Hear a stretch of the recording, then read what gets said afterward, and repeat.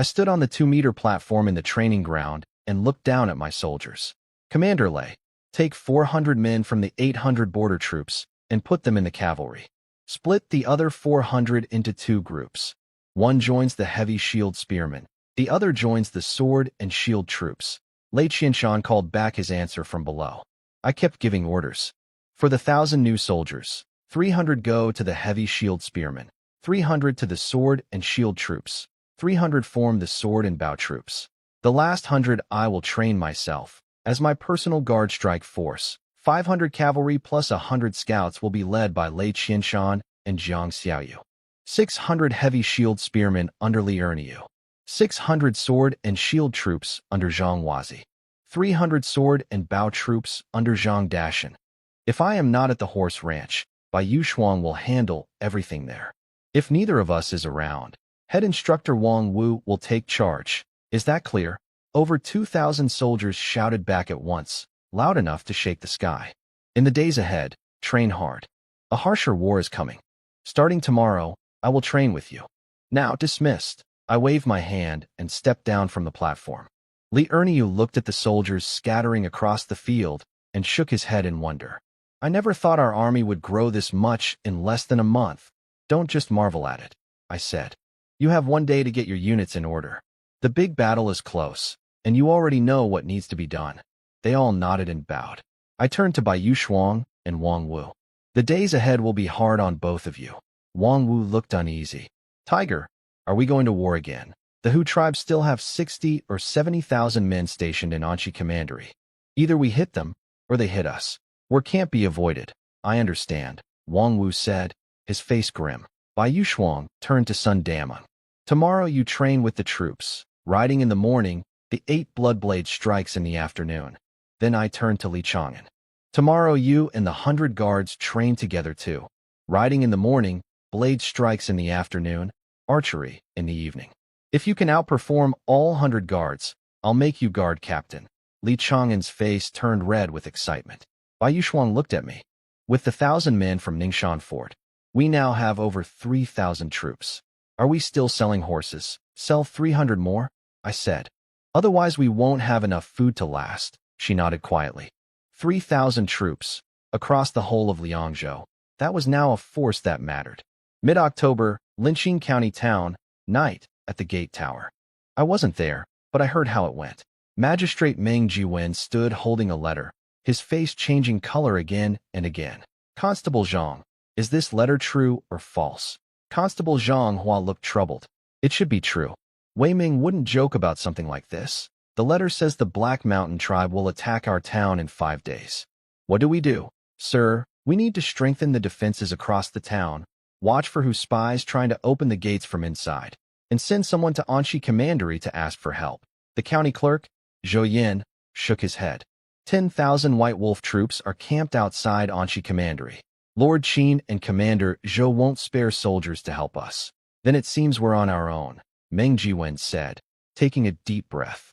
Sir, I think we should ask Ningxuan Fort for help, Zhang Hua said suddenly, his eyes lighting up.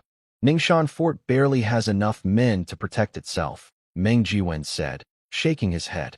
You don't know, sir. My scouts tell me Ningxuan Fort is strong now. They even took in the 800 border troops from Xishan Pass. And the man who challenged the Black Mountain camp alone, that was Vice Commander Wang, who from Ningxuan Fort. I heard he's the one behind the last 2 raids on the Hu camp too. Who is this Wang Hu? I've never heard of him before, Meng Jiwen said, curious. He's a new recruit from Annan Commandery.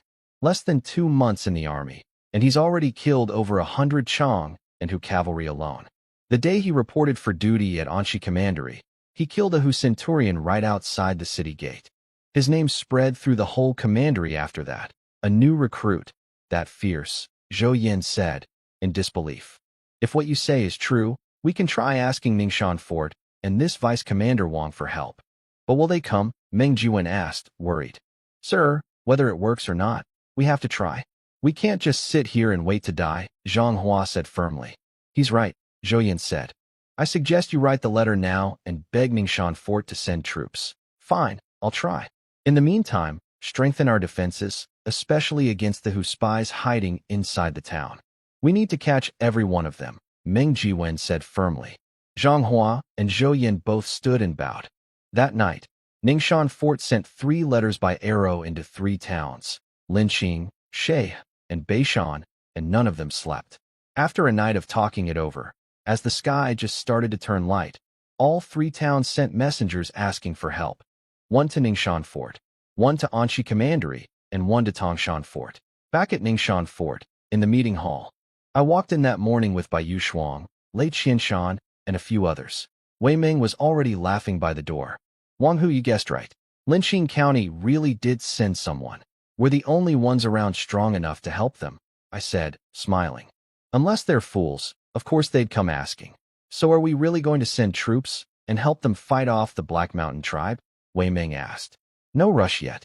We'll decide once the fighting actually starts, I said, shaking my head. Magistrate Ming wants us to send men into the town to help defend it, Wei Ming said calmly. You want to go inside the town, Wei? I asked, smirking a little. Not me. Linqing County is nothing compared to our fort, Wei Ming said, shaking his head fast. Tell the messenger to bring word back to Magistrate Ming. Tell him we will help Linqing against the Black Mountain tribe. But when we move, and how we fight, that's our business, I said calmly. Got it, Wei Ming said, nodding. 5 days later, smoke signals rose over Linqing County. A low horn sounded, and the whole town fell into panic. I wasn't there myself, but word came back to me of how it went. The Black Mountain tribe is really attacking, Constable Zhang Hua said, staring at the dark mass of troops outside the walls. A squad leader's eyes shook as he looked at the 10 huge infantry blocks forming outside, with thousands of cavalry circling around them. Sir, can we hold the city, hold it or not? We have to try. If the city falls, none of us live, Zhang Hua said, his eyes hard. Magistrate Meng Jiwen walked out from the gate tower, calm despite the horn blast. So they're really attacking? Ningxuan Fort's warning was right. The Black Mountain tribe came prepared.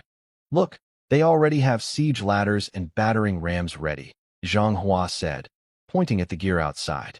Have we caught all the Hu spies? Meng Jiwen asked, his face going pale as he looked at the army of 10,000 outside. Archers are placed at all 4 gates.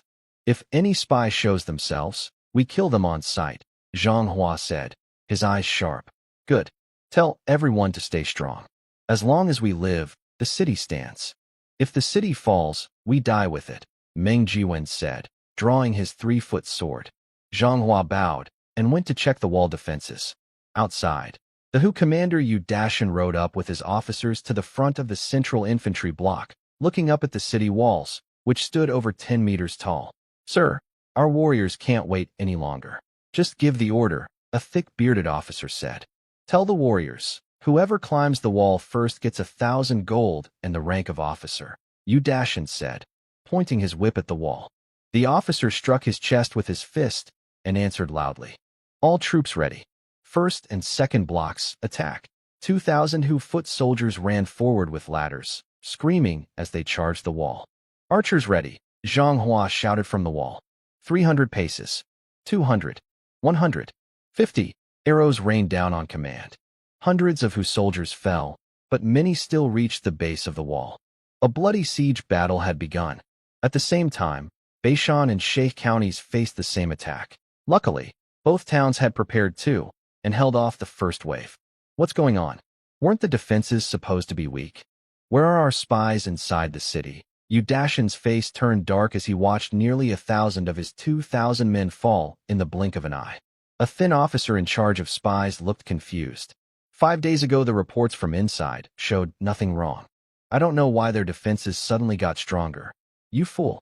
Has anyone sent word from inside these past few days? Yu Dashan shouted, a bad feeling growing in him. The city went under lockdown these past few days. No one in, no one out. That's why no reports came through, the officer admitted, ashamed. Idiot.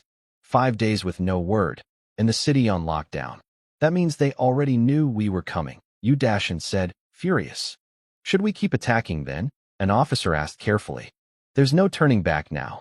I refuse to believe 15,000 men can't take one small county town. Tell everyone to attack with everything. We don't stop until Linqing falls, Yu Dashan ordered coldly. The officers around him bowed in obedience. At sunset, Back at Ningxia Fort, I sat in the hall with the others, waiting. A scout ran in. Report, the Black Mountain Army has pulled back to camp. Linqing County still stands. Everyone in the hall let out a breath of relief. Tiger was right. The who really didn't take Linqing on the first day, Chen Ergus said, full of respect. The Black Mountain tribe wasn't fully ready on day one. They were counting on spies inside the city to help them, so they held back their full strength, I said, eyes narrowing. What matters now is tomorrow and the day after. If Linqing holds tomorrow too, we need to get ready to move. And if Linqing can't hold tomorrow, Chen Feng asked, hesitant. Then it'll be our turn to defend, I said, smirking at myself. Linqing has almost 4,000 soldiers and support troops together, plus over 10,000 able-bodied refugees inside. If they can't hold for even 2 days, there's no point sending help anyway, Li Jun said coldly. Magistrate Meng and Constable Zhang aren't fools. Holding for 2 days shouldn't be a problem. The real question is, what do we do on the 3rd day? Wei Ming said, looking straight at me. Which is the strongest cavalry unit in our whole empire? I asked suddenly. That would be the Black Cavalry, 20,000 strong, guarding the capital Yong'an, Wei Ming answered, not understanding why I asked. Then the day after tomorrow, we'll send the Black Cavalry to save Linqing County, I said, smiling. Where would we get Black Cavalry from? Li Erniu asked, confused. Wei Ming's eyes lit up with understanding.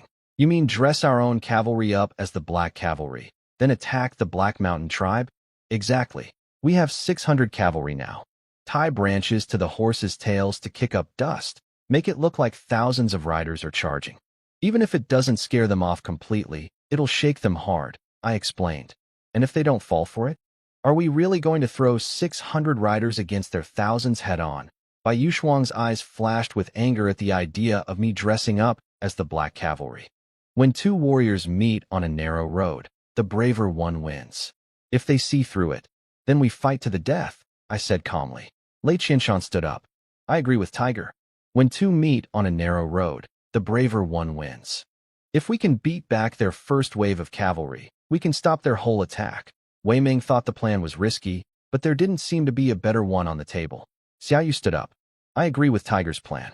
Worst case, we die. I'm not cavalry, but I'm with the plan too, Li Erniu said, raising his hand. Me too, Goa said. Agreed, agreed, agreed. The voices kept coming. Only Wei Ming and Bai Yushuang hadn't spoken yet. I'm with Wang whose plan too, Wei Ming said, raising his hand. I turned to Bai Yushuang, who had her lips pressed tight. Don't worry. With me there, I won't let our brothers die for nothing. She took a deep breath. I agree. Then it's settled, Wei Ming said firmly. Everyone, including me, follows Wang whose orders from here. Everyone bowed in agreement. 2 days later, at Linqing County, under the noon sun, a squad leader, blood on his face, walked up to Magistrate Meng and Constable Zhang, his voice rough. Sir, our losses are heavy. We can't hold much longer. Hold anyway. Send the reserves up to the wall. We hold until the who retreat, Zhang Hua said, his bloodshot eyes wide. The squad leader bowed and brought the last 800 reserve troops up to the wall. 3 days of constant attack had nearly wiped out Linqing's soldiers. Only this last group of 800 remained. Sir, once these 800 are gone, we'll have to put the able-bodied men of the town on the wall, Zhang Hua said, looking out at the Hu infantry forming up again outside. Any word from Ningxia Fort? Meng Jiwen asked, looking toward the southwest. Nothing. And even if they sent help, with the Hu still having 10,000 men out there, it might not matter, Zhang Hua said, looking at the 8 infantry blocks outside. The Black Mountain tribe has gone all in. They've turned 90% of their cavalry into foot soldiers now. They won't stop until they take this town, Meng Jiwen said, worry on his face. Their losses are just as bad as ours. If the city falls, they'll slaughter everyone to vent their anger, Zhang Hua said, despair creeping into his eyes. Then we cannot lose. Even if every able-bodied man in this city dies, the Hu will not set foot inside, Meng Jiwen said, raising his sword, his eyes set. Don't worry, sir. I'll hold them back even if it kills me, Zhang Hua said, grinding his teeth as he watched the Hu army surge forward. The horns sounded again, low and heavy. 8,000 Hu soldiers charged Linqing County like a flood. Catapults and archers pinned down the defenders so hard that Meng Jiwen and Zhang Hua couldn't even lift their heads. Outside, the Hu commander Yu Dashan, his face dark with rage, gave the order for a full attack. Today, lynching falls. I'll drink from the magistrate's skull. 3 days of siege had cost the Black Mountain tribe heavily. Fewer than 10,000 fighters remained. Now everyone except 2,000 scouts on patrol had joined the assault. He wanted to take the city today, then unleash his fury inside it. He'd already decided. Kill every man, young or old. Take the young women back to the grasslands, and burn the whole town to ash. The battlefield roared with screams. Arrows fell like rain from both sides. Whose soldiers dropped as they charged, and lynching soldiers fell from the wall. Brothers, don't let these Hu dogs get over the wall. Kill them. Zhang Hua roared through the arrow rain, and the bloodiest fighting yet began. Both sides seemed to know this was the final battle, and both threw in everything they had left. The fighting dragged through the whole afternoon. The western wall, the main battleground, fell and was retaken several times by Zhang Hua and his death squad. But slowly, the defenders on the western wall thinned out, until the Hu nearly held it completely. Zhang Hua pulled back with about 100 men to the gate tower, his face hollow. Magistrate, we're losing. So be it. I've been magistrate of Linqing for 3 years. Today I die with this town, Meng Jiwen said, and reached for his sword to end his own life. Wait, magistrate. Look outside the city. Zhang Hua grabbed the sword from his hand and pointed southwest. A deep rumble of hooves rolled across the battlefield like a war drum pounding in everyone's chest. Every eye, on the wall and in the Hu army below, turned toward the black tide rising in the southwest. Black armor, black horses, black spears, black demon masks. Everything about them was black. The black cavalry is here. The world trembles. It's our empire's finest. The black cavalry. Linqing is saved. Brothers, kill. Drive these Hu dogs off our wall. The court hasn't forgotten us. Heaven protects Linqing. Hope surged back into the defenders on the wall at the sight of that black wave. Meng Jiwen's eyes flickered with doubt. Could the empire's finest cavalry really have ridden thousands of miles to save one small county town like Linqing? Magistrate, our reinforcements are here. Now's the time to push back, Zhang Hua said. Doubts or not, this wasn't the moment to question it. He meant to use the chance to throw the Hu off the wall for good. Men, follow me. Kill, Meng Jiwen shouted, lifting his sword high. The Linqing soldiers on the wall roared with new fighting spirit and threw themselves back into the fight to retake the wall. Outside, a Hu cavalry officer rode up to Yu Dashan, panic on his face. Sir, it's bad. The Empire's black cavalry is here. Nonsense. The black cavalry is stationed in Yong'an, far from here. There's no way they could suddenly show up, Yu Dashan said, refusing to believe it. Sir, I swear it's true. It really is the black cavalry, the officer insisted. How many of them? Yu Dashan asked, his brow tightening. At least 5,000, by a careful guess, the officer said, swallowing hard. Take 2,000 scouts and stop their charge. And send word for all foot soldiers to fall back to camp and mount up, Yu Dashan ordered fast. Yes, sir. The officer turned and rode off to gather the scouts around the town, ready to block the black cavalry charge. The hoofbeats grew louder. The Chang and Hu riders circling the town could already see the cold eyes of the rider leading the black wave. That was me. A sharp shout cut through the battlefield. I charged alone, my 3-meter spear in hand, straight at hundreds of enemy riders gathered together. Kill him, a Hu officer shouted, furious that one rider dared charge his men. I closed the gap in a breath and killed 3 riders with one sweep of my spear. Anyone who blocks me dies, I roared. My horse screamed under me as I drove straight into the mass of riders. Flesh tore. Blood sprayed. Heads flew. Headless bodies dropped from their saddles one after another.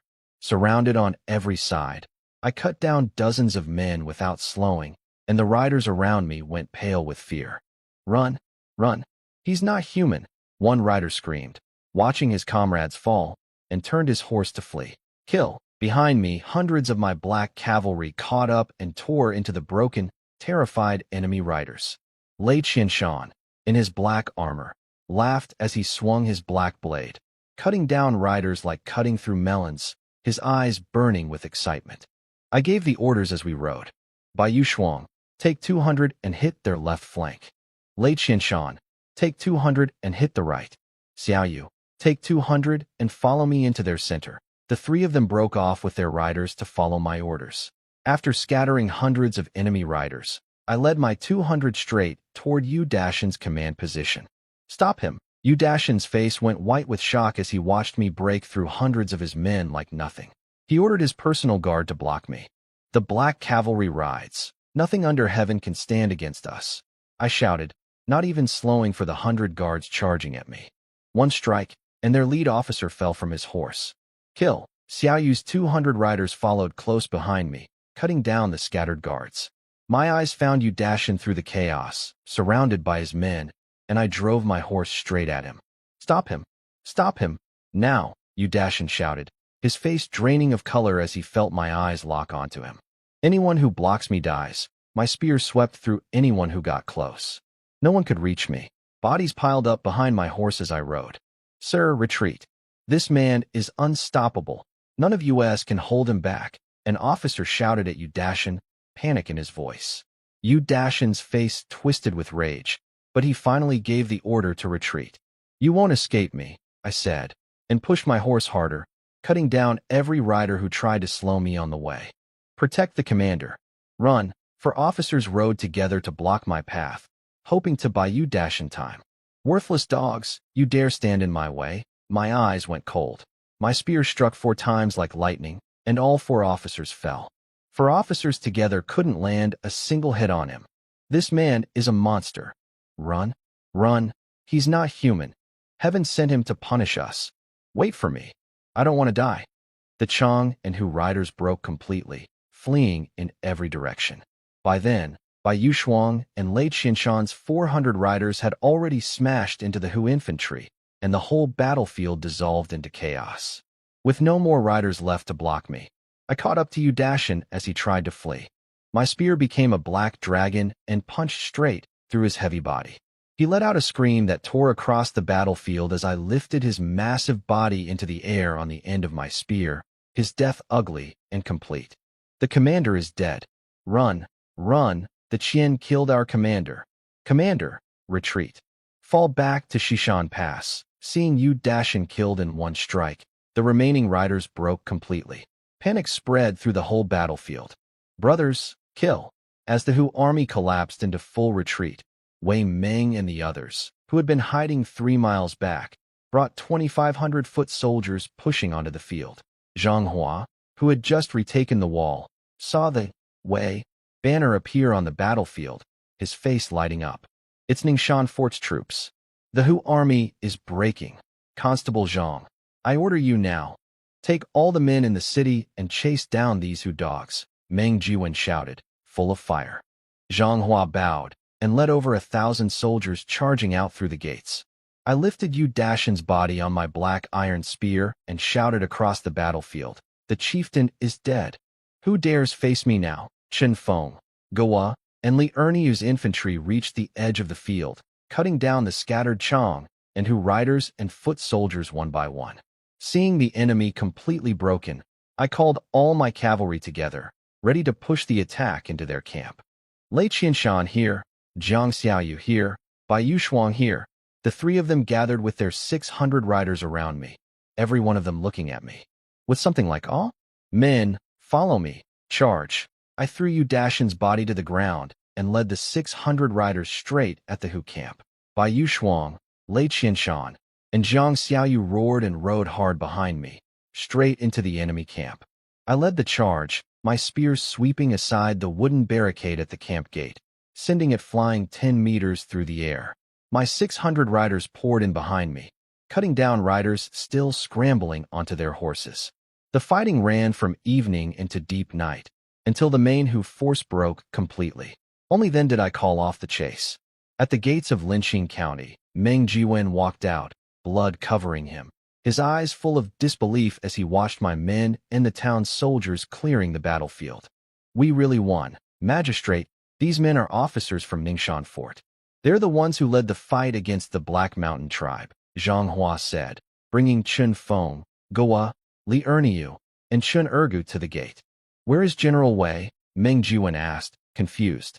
Our commander had other matters to handle, so he sent us to bring help to Linqing. Chun Feng answered for the group. Whatever the reason, thank you all for coming. I'm grateful beyond words, and so are the people of this town, Meng Jiwen said, bowing low without any pride in his manner. No need for that, sir. This is just our duty, Chin Feng said, bowing back. General, were those black-armored riders the black cavalry from Yong'an? Meng Jiwen asked, hope in his eyes. Chin Feng laughed. No, that wasn't the black cavalry. That was Tiger's own black-armored cavalry, his own creation. And who is this Tiger you speak of? Meng Jiwen asked quietly, though he had already guessed. Tiger is Wang Hu, our vice-commander at Ningxia Fort. He's still chasing down the last of the Black Mountain forces with his black cavalry. He should be back soon, Chin Feng said, pride clear on his face. A messenger rode up. Officer Chun, Tiger's orders. No soldiers enter the town. Everyone stays at the Hu camp instead, and no one comes or goes from the camp without his order. Tell Tiger that Chin Feng accepts the order and will head to the camp right away, Chin Feng said, serious. The messenger rode off without even glancing at Meng Jiwen or Zhang Hua. Magistrate, you heard the order. We'll be on our way, Chin Feng said, bowing to Meng Jiwen before leading his men off. An official trailing behind Meng Jiwen muttered, this Tiger sure has some nerve. Zhang Hua turned with a sharp look, and the official shrank back, saying nothing more. If General Wang hadn't crushed the Hu army, none of you would even be standing here to complain, County Clerk Zhou Yin said coldly. Constable Zhang, Clerk Zhou, I leave the town in your hands. Keep the gates shut tight tonight, in case the Hu come back, Meng Jiwen said calmly. Both men bowed. At the Black Mountain camp, Xiaoyu came running up to me after checking the whole place over. Tiger, we hit the jackpot. 10,000 war horses and mountains of food. I pulled off my black iron mask, my eyes sharp. Once Chin Feng and the others take over the camp, all of you rest up well. Pick 2 horses each. I'm taking you all on something big. I hadn't expected the Black Mountain tribe to fall apart so easily. It changed how I was thinking. The 3 tribes had numbers, sure, but days of attacking that wall had worn them down hard, much weaker than I'd guessed. With their main force crushed, a bold idea started forming in my head. Tiger, we're here, right on cue. Chun Feng and the others rode up to the north gate of the camp. Brother Chun, the camp's yours now. Split half the food with Linqing County. The rest of the horses and supplies stay with us at Ningxia Fort, I said.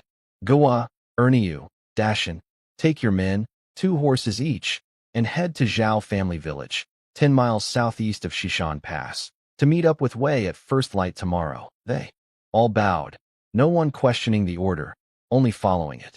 I'd proven myself again and again by now. Nobody in the whole empire could match a string of wins like this. After this battle, I'd become something close to legend among the men of Ningxia Fort. No one could replace me in their eyes. All right, everyone rest up, check your horses and gear. More hard fights are waiting for us, I called out, jumping down from my horse. Everyone shouted back and dismounted. At midnight, I gave the order at the camp gate. After 2 hours of rest, 600 black-armored riders plus 200 personal guards rode out with me, vanishing into the night. At dawn, Sheikh County. As the red sun rose, the White Wolf tribe's camp stirred to life fast.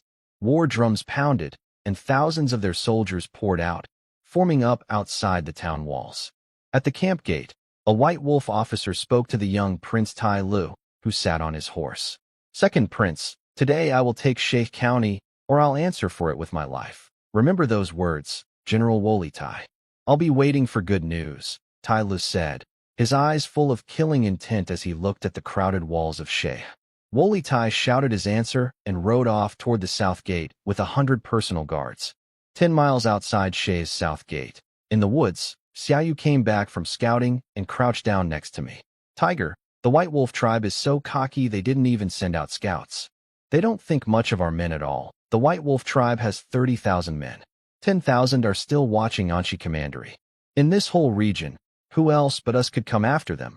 I said, smirking. They'd never guess we'd ride 100 miles just to hit them. The White Wolf tribe is a lot stronger than Black Mountain. Even after 3 days of fighting, they probably still have over 10,000 men left, Bai Yushuang said, her voice heavy. Doesn't matter. This time we just need to break their main infantry force. No need to fight them to the last man, I said, shaking my head. Following you, Tiger. I'd charge into 10,000 men without blinking. Hell, 100,000, Lei Qianshan said. By now he'd been completely won over by what he'd seen of my fighting, and looked at me like I was some kind of idol. Heh, my brother Tiger is unbeatable. The White Wolf tribe is nothing, Xiaoyu added, laying it on thick enough to make Bai Yushuang roll her eyes, though everyone else around just nodded along like he had a point. Li Chang'an's eyes were full of hunger. Tiger, when do we move? No rush. We wait until they start fighting, I said, looking north, catching the faint sound of a war horn. Bai Yushuang turned to Xiaoyu. Keep scouting ahead. Make sure there are no who scouts along our path. Xiaoyu nodded and rode off again. An hour later, he came back. Tiger, Sister Bai, the White Wolf tribe and Shay County are in full battle now. Catapults, battering rams, even siege towers are up. Everyone mount up. Target Shay County. Steady pace, I said, and we all swung onto our horses. Outside the south gate of Shay County, the officer Woolly Tai sat on his horse, sword raised. Push harder. Anyone who fails to take this city today answers to me. Thousands of White Wolf foot soldiers charged the wall through a storm of arrows, siege towers, and ladders and rams, all moving at once. On the wall, County Officer Li he shouted himself raw trying to direct the defense, but he couldn't slow the advance. The fighting ran from morning to noon. White Wolf troops cycled through wave after wave and broke onto the wall more than once. The defenders were exhausted, covered in blood, barely holding on. Then came a deep rumble of hooves from behind the White Wolf army, shaking the ground. Prince Tai Lu frowned, looking at the black wave and dust rising in the southwest.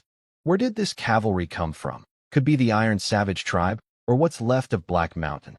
Officer Tortai answered. Send scouts to check now, Tai Lu ordered. Tortai signaled his guard captain, who rode off with 100 riders toward the southwest. I gave the order. My 800 riders closed to within 3 miles of the White Wolf army in a blink and spotted the 100 riders racing toward us. Bai Yushuang, Lei Qianshan, and I rode at the front. As the enemy riders closed in, the 3 of us cut through them like blades, splitting their formation into 3 pieces. One pass, and the 100 riders were nearly wiped out. The few survivors fled back toward their camp. Tai Lu and Tortai saw it all happen. Tortai, get everyone in camp mounted now. I want this cavalry destroyed, Tai Lu said, his face dark as he watched our black wave close in. My prince, that looks like the Empire's black cavalry. We should hold back and learn more before we commit to a fight, Tortai said carefully. My White Wolf riders have never feared anyone. Sound the horn, gather the men. I want to see how strong this so-called greatest cavalry under heaven really is, Tai Lu said, refusing to listen. Yes, my prince. Tortai had no choice but to follow the order and start calling the men together. Lei Qianshan looked toward the White Wolf camp. Tiger, looks like they're gathering their riders. Ignore them. Hit their siege troops directly, I said, cold, and turned my horse to lead the charge straight at the White Wolf infantry attacking the wall. Tai Li's face went pale with rage when he saw us change direction. Damn it, they're going for our siege troops. Block them. Tortai saw the same thing and led his now gathered 1,000 riders straight at my 800. The 3 of us rode point and drove straight into the enemy infantry. My 800 riders cut through them like a black blade, splitting thousands of foot soldiers into 2 halves. Hundreds went down under our horses or on our spears. Keep pushing, I shouted after we'd already dropped hundreds of them, and wheeled around for another pass. Lei Qianshan roared, swinging his blade left and right, cutting down soldier after soldier. As we kept tearing through their infantry, Tortai's 1,000 riders finally caught up, but the battlefield was so packed with bodies and chaos that his riders could barely move. Bye, Lei. Keep cutting through them. I'll go play with their cavalry, I said, and turned my black iron spear toward Tortai's 1,000 riders, riding in completely alone. Everywhere I passed, bodies piled up. Kill him, Tortai shouted, shocked that one man would charge 1,000 riders alone. My spear swept through everything in reach. Anyone it touched fell dead or wounded. The riders surrounded me, swords raised, all striking down at once. Steel rang against steel. A dozen blades broke clean in half against my spear, and the riders around me froze in shock. In that moment of hesitation, I swung my spear in a full circle. A dozen throats opened at once, and that many riders dropped from their horses, dead before they hit the ground. On the wall, Officer Leahy's eyes lit up. It's the Black Cavalry. Our reinforcements are here. Brothers, kill. The defenders on the wall saw the Black Riders tearing through the enemy below and found new strength, fighting back hard. Soon the White Wolf soldiers who'd made it onto the wall were thrown back down, and they had nothing left to push another attack with. Their infantry, once thousands strong, was now scattered and broken, with only a handful making it back to camp. Anyone who blocks me dies. My eyes burned as I cut my way through the ring of riders around me, searching the crowd until I spotted Tortai. I turned my horse straight at him. Stop him, Tortai called out, calm despite it all, directing more riders to surround me. Let's see if you can, I said, smiling. Days of killing had pushed my stats through the roof. By now, even a 7th-rank warrior might not be my match. Tortai saw his hundreds of riders couldn't stop me alone on my horse. Fear flashed across his face, and he shouted out an order. Arrows hissed through the air at me. I swung my black iron spear and knocked every single one out of the sky. Not one touched me. Shoot the horse, Tortai shouted, panicking after watching me block over a dozen arrows without a scratch. I dug my heels into the stirrups and launched myself into the air, stepping across the heads of a dozen White Wolf riders, closing fast on Tortai. When I was less than 10 meters from him, an arrow screamed toward my head. I knocked it away with my spear and used the momentum to drop onto a horse beneath me. Thank you, my prince, for saving me, Tortai said, seeing that the shot had come from Tai Lu, who'd ridden up just in time. You got lucky. Won't be so lucky next time, I said, grinning at the shaken Tortai as Tai Lu arrived with another 1,000 riders. Then I spurred my horse and broke out of the circle. Tai Lu rode up beside Tortai and gave the order to chase me down, swearing he'd capture and kill me. Brothers, fall back, I shouted, riding hard until I reached by Yu Shuang, Lei Qianshan, and the rest. Let's move, Lei Qianshan shouted, and our 800 riders followed me north. Chase them down. Leave no one alive, Tai Lu ordered, now with over 2,000 riders gathered around him, watching us ride off. Tortai answered and led the 2,000 riders after us. The hoofbeats grew louder behind us.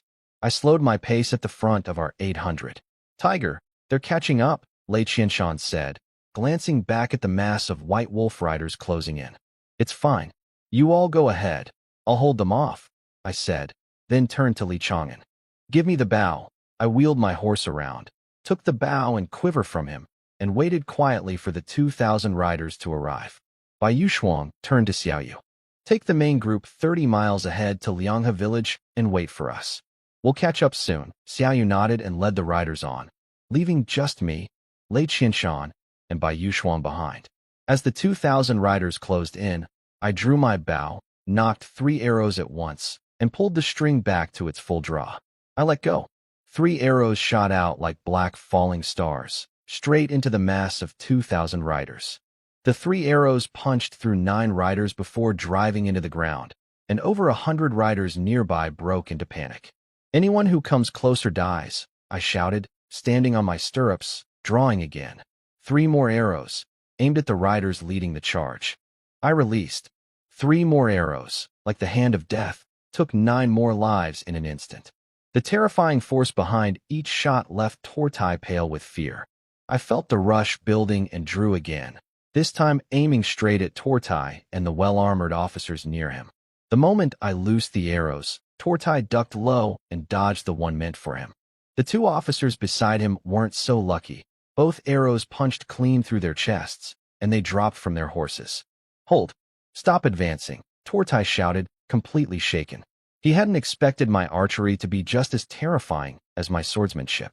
Tai Lu rode up fast with 100 personal guards. Why have you stopped? My prince, that man's archery is monstrous. He just killed 2 of my officers with 3 arrows in one shot, and nearly got me too, Tortai said, ashamed. 3 arrows at once. That good. I want to see this for myself, Tai Lu said. Surrounded by his guards, he rode to the front of the 2,000 riders, his eyes locked on me as I stood on my horse. Care to trade a shot with me? Tai Lu called out, standing on his own horse, 100 paces away. Why not? I said, smirking. Then take this. Tai Lu set his stance, gripped the bow, drew the string, and let an arrow fly straight at me. A child's trick, I said, unimpressed, and fired 3 arrows of my own, one to meet his arrow head-on. The other 2 aimed at the 2 white wolf banners behind him. Steel rang against steel as my arrow split his arrow clean down the middle at the tip. The broken arrowhead kept flying, slicing forward, straight toward Tai Li's body. "My prince, watch out," Tortai shouted, seeing the broken arrow head straight for him. 2 sharp cracks sounded. Tai Li dodged just in time, but the 2 banners behind him snapped clean in half, sliced through by my other 2 arrows. Tai Li's eyes burned with rage. 3 arrows at once, beating my shot, and cutting down both my banners. "This man cannot be allowed to live. Come after me again, and I'll kill you," I said, firing my last 3 arrows, then turned and rode off with Bai Yu Shuang and the others. Tortai watched us disappear into the distance, his face complicated. He knew this archery duel had hit Tai Li's confidence hard. Tai Lu had always called himself the best archer of the younger generation on the grasslands, and within his first days in the Qian Empire, someone had taught him a brutal lesson. Worse, my last words as I rode off had clearly shaken him. "Not a word of this to anyone today," Tai Lu said, his face dark, turning his horse back toward camp without looking back. "Anyone who disobeys dies." Tortai looked at the county walls still standing, then at the black dots of my riders fading into the distance, and sighed inside. This battle, the White Wolf tribe had lost completely. On the walls of Sheikh County, Officer Li he looked out at the scattered bodies below and the White Wolf riders pulling back to camp, his eyes bright with joy. "Brothers, we won. We won. We won. Thank God for those black-armored riders. We held the city." Who were they? I've never seen riders like that before. Maybe the Empire's strongest black cavalry, but they're stationed way off in Yong'an. How could they get here so fast? Whoever they were, they're the saviors of Sheikh County. The soldiers on the wall cheered, celebrating their survival, every one of them grateful to the 800 black-armored riders who had saved their town. At Beishan County, Sheikh Village, Xiaoyu came riding back from the village. "Tiger, I checked the whole place. No survivors. Every man, woman, and child dead." We rode up to find a dozen young men hanging from a tree at the edge of the village, while Xiaoyu and a few scouts walked out from the houses. "Cut them down. Bury them together," I said, looking up at the bodies, something stirring deep inside me. "And send someone to check on Beishan County, see how the fighting's going there." I'd seen too much of this on the road already. Villages that resisted even a little got slaughtered by the 3 tribes, and the dead men were strung up at the village entrance to scare the other villages around. Xiaoyu nodded, had the bodies brought down, then rode off with 7 or 8 scouts toward Beishan County, a dozen miles away. I turned to Lei Qianshan. "Have everyone rest at the village. Count the men. When Xiaoyu gets back, we move out again." He bowed and went to handle it. When we counted, we had 720 riders left out of 800. 2 battles had cost us over 70 men. Around 5 in the evening, Xiaoyu and the others made it back safe. "Tiger, there's a huge battle going on outside Beishan County. Looks like Tangshan Fort's troops are hitting the Iron Savage infantry from behind," Xiaoyu said, jumping off his horse. "Everyone mount up. We ride to Beishan County now," I said, deciding on the spot. Everyone packed away their dried meat and flatbread and climbed back onto their horses. I gave the order, and over 700 riders followed me hard toward Beishan County. A dozen miles wasn't far. It took us barely the time for a cup of tea to reach the edge of the battlefield outside Beishan County. The whole field was chaos. 10,000 Iron Savage infantry pushed against the county wall while fighting Tangshan Fort's 3,000 soldiers behind them. Meanwhile, thousands of Iron Savage cavalry kept hitting the flanks and rear of the Tangshan troops, clearly trying to surround and wipe them out completely. "Brothers, hold." Lu Jingbei, leading the 3,000 Tangshan soldiers, was trapped in the middle of it, regret written across his face. He shouldn't have rushed in to help Beishan so carelessly. He'd walked his men straight into an Iron Savage trap. Sure, his charge had helped the county hold out, but now he and his 3,000 men were caught in the same net. Surrounded by thousands of Iron Savage riders, he couldn't advance or retreat. At this rate, his whole force would be wiped out before the day ended. Just as Lu Jingbei was giving up hope, a black wave surged up from the south, and the roar that came with it shook something loose in him. A messenger on horseback shouted with excitement. "Officer Liu, those look like our men." A squad leader's face lit up. "Looks like the Black Cavalry. Did the court actually send troops? Whoever it is, as long as they're here to help us, that's all that matters. Tell the men to fight hard. Our reinforcements have arrived," Liu Zhengbei shouted, gripping his spear. I gave the orders fast as we closed in on the battlefield. "Lei Qianshan, take 300 and hit their cavalry's left flank. Bai Yushuang, take 300 and hit the right flank. The rest, with me." I led the remaining 100-plus riders straight at the thickest mass of Iron Savage cavalry. Break their cavalry, and the infantry wouldn't matter anymore. Lei Qianshan and Bai Yushuang took their riders and charged the flanks. I stayed at the front, my black iron spear sweeping aside anything in my path, riding straight into the heart of the enemy cavalry like there was nothing there to stop me, tearing a wide gap through their thickest formation. Liu Zhengbei's eyes went wide with shock when he saw the black iron spear in my hands cutting through the densest part of the enemy line. "That's my family's black iron spear. That's Wang Hu." I broke through the encirclement, pulled off my black iron mask, and laughed when I saw him staring at me, wide-eyed. "Brother Liu, I'm here. Brother Tiger, it's really you." Liu Zhengbei's eyes lit up with excitement, like he wanted to run over and grab me in a hug right there. "Let's deal with these dogs first. Catch up later. Pull your men back now. Fight as you retreat," I said, worried about hitting his own soldiers by accident. So I told him to ease his men out of the fight slowly. Seeing how fierce I was, Liu Zhengbei gave the order for his men to fall back step by step, while he dismounted and pushed to the front line himself, holding the formation steady. Up in a watchtower at the Iron Savage camp, the tribe's commander, Furtai, shouted down. "Who are these people? Where did they come from?" His deputy commander, Erdongshan, looked puzzled. "Looks like the Empire's Black Cavalry, but something's off about them. Whoever they are, wipe them out," Furtai snapped, furious. The battle had been going his way until this cavalry showed up out of nowhere, and now everything was turning unclear. "Send word. Tell Helium and Timuer to throw everything at this black-armored cavalry. Kill every last one of them," Erdongshan ordered. A messenger at the base of the tower rode off toward the camp gate to deliver the order. I'd been watching the battlefield the whole time, and that scene at the tower caught my eye immediately. "Catch the bandit. Catch the leader first. There you are." I'd finally found them. I locked onto the two men watching from the tower, Furtai and Erdongshan. They had to be the commanders of this whole Iron Savage army. Nobody else on a battlefield like this could afford to just stand and watch so calmly. And below the tower, hundreds of elite Iron Savage cavalry had gathered, clearly a commander's personal guard. Regular Hu riders wore simple leather or no armor at all. Only a commander's personal guard wore matching iron armor, head to toe. That alone told me everything I needed to know about who those men on the tower really were. With my 700 riders thrown into the mix, the already chaotic battlefield turned even messier. The unprepared Iron Savage cavalry had no idea what hit them when my black-armored riders appeared out of nowhere. Thousands of their riders fell into disorder, and Lei Qianshan and Bai Yushuang tore through them without mercy.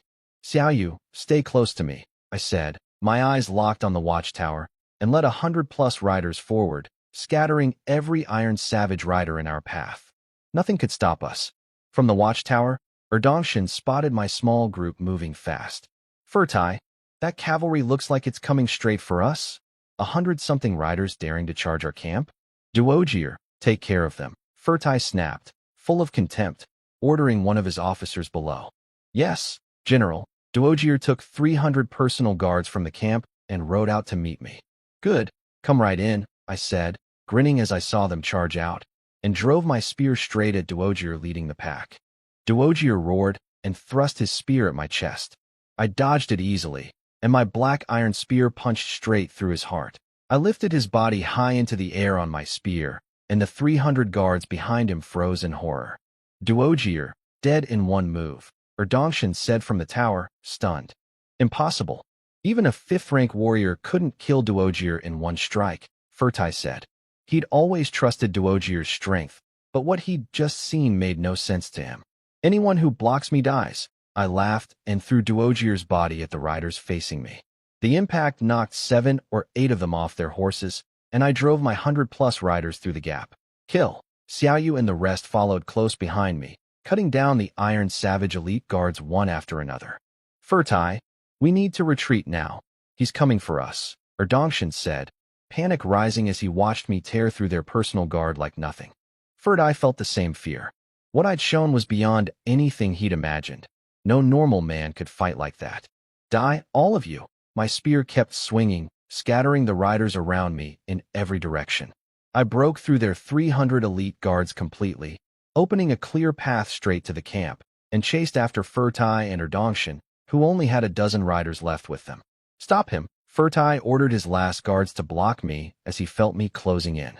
Where do you think you're running? I shouted, and jumped my horse clean over a barricade, landing right in the middle of the dozen guards like something out of a nightmare. Blood sprayed.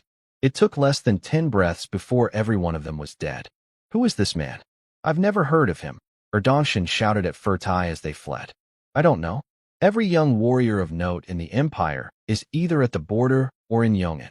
I've never heard this name, Furtai said, his face dark with worry. Just then, 2 arrows hissed in from behind and struck both of them square in the body, knocking them off their horses to the ground. My riders caught up and surrounded the 2 fallen men. Xiaoyu jumped down and checked them. Tiger, they're both dead. Both had taken arrows straight through the chest. Cut off their heads and take their belt tokens.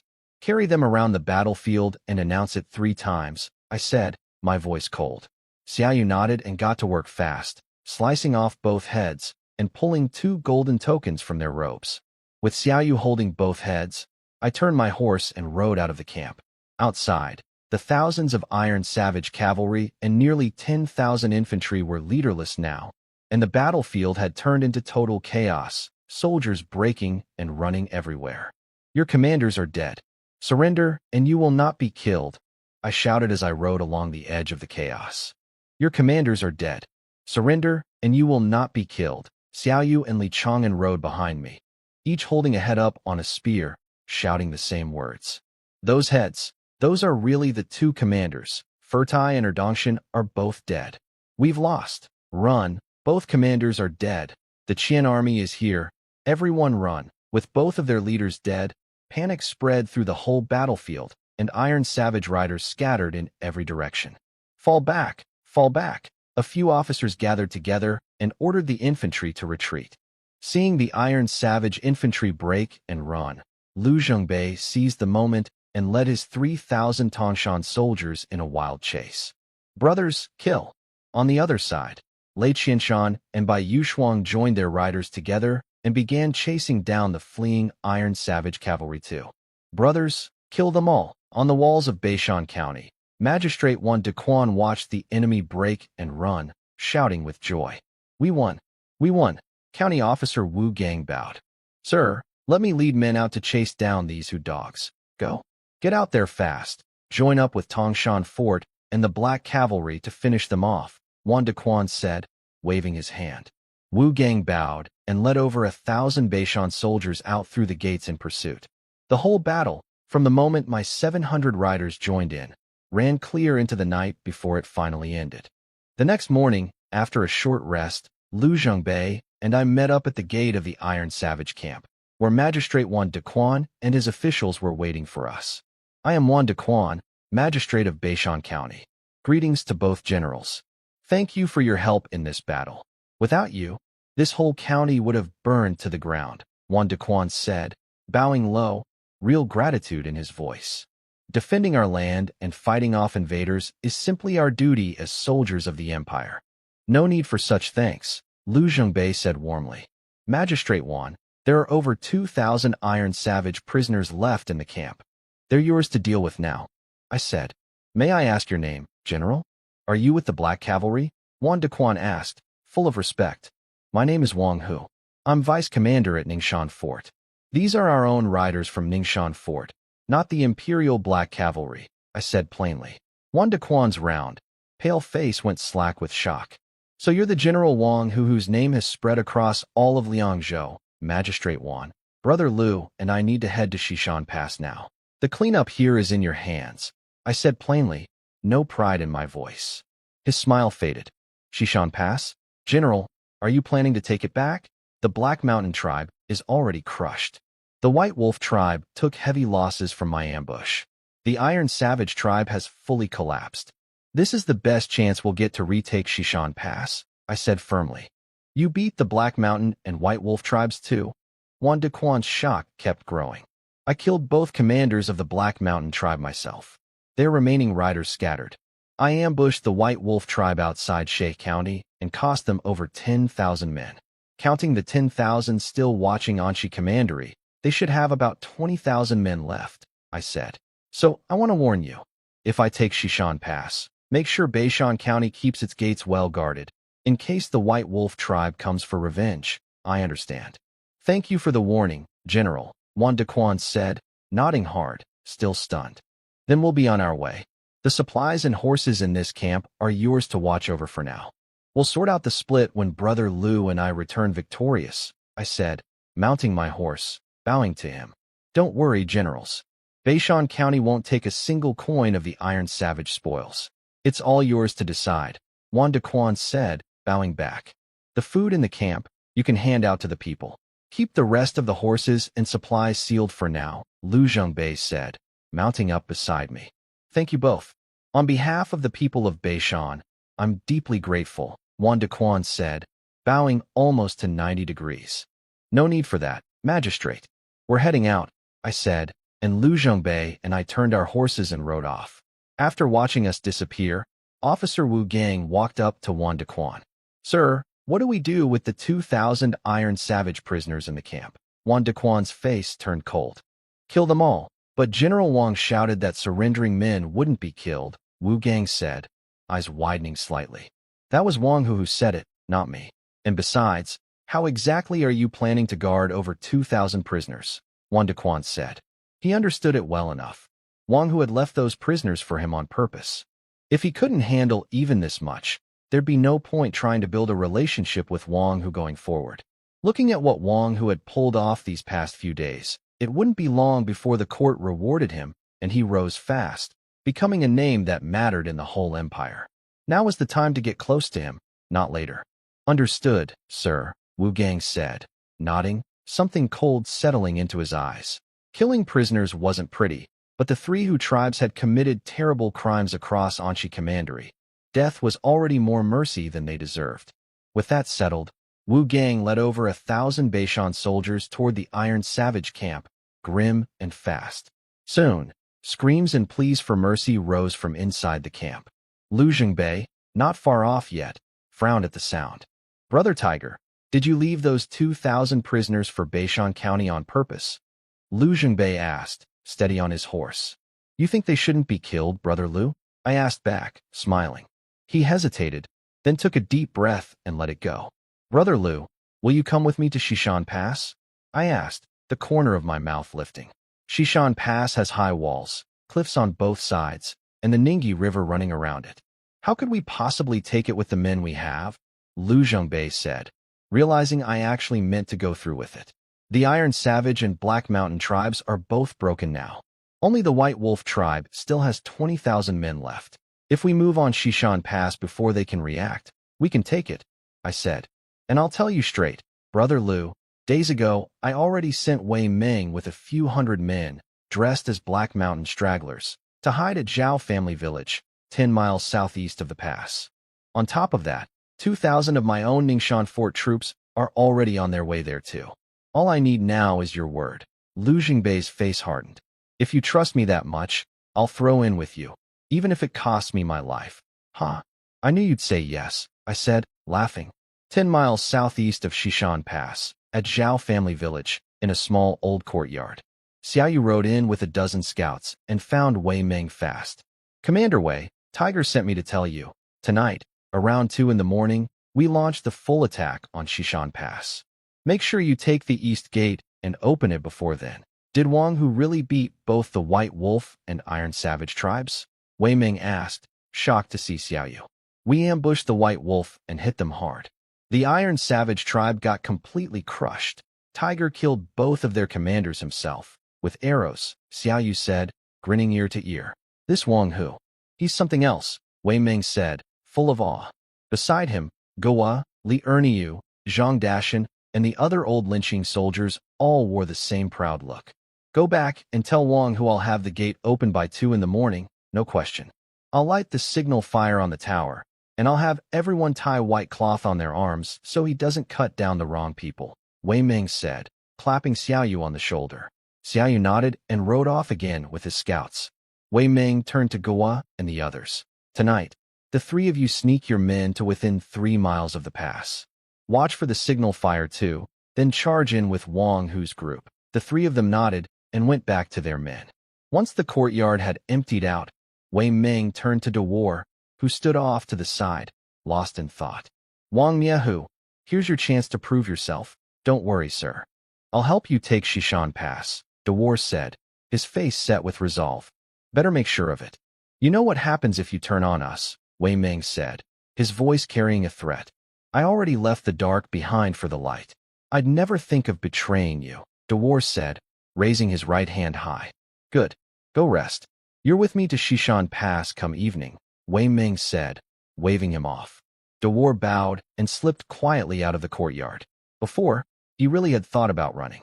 But after hearing that the combined armies of all 3 tribes had fallen to Wong Hu, that thought vanished completely. Maybe following Wong Hu, throwing himself fully behind the empire, wasn't such a bad choice after all.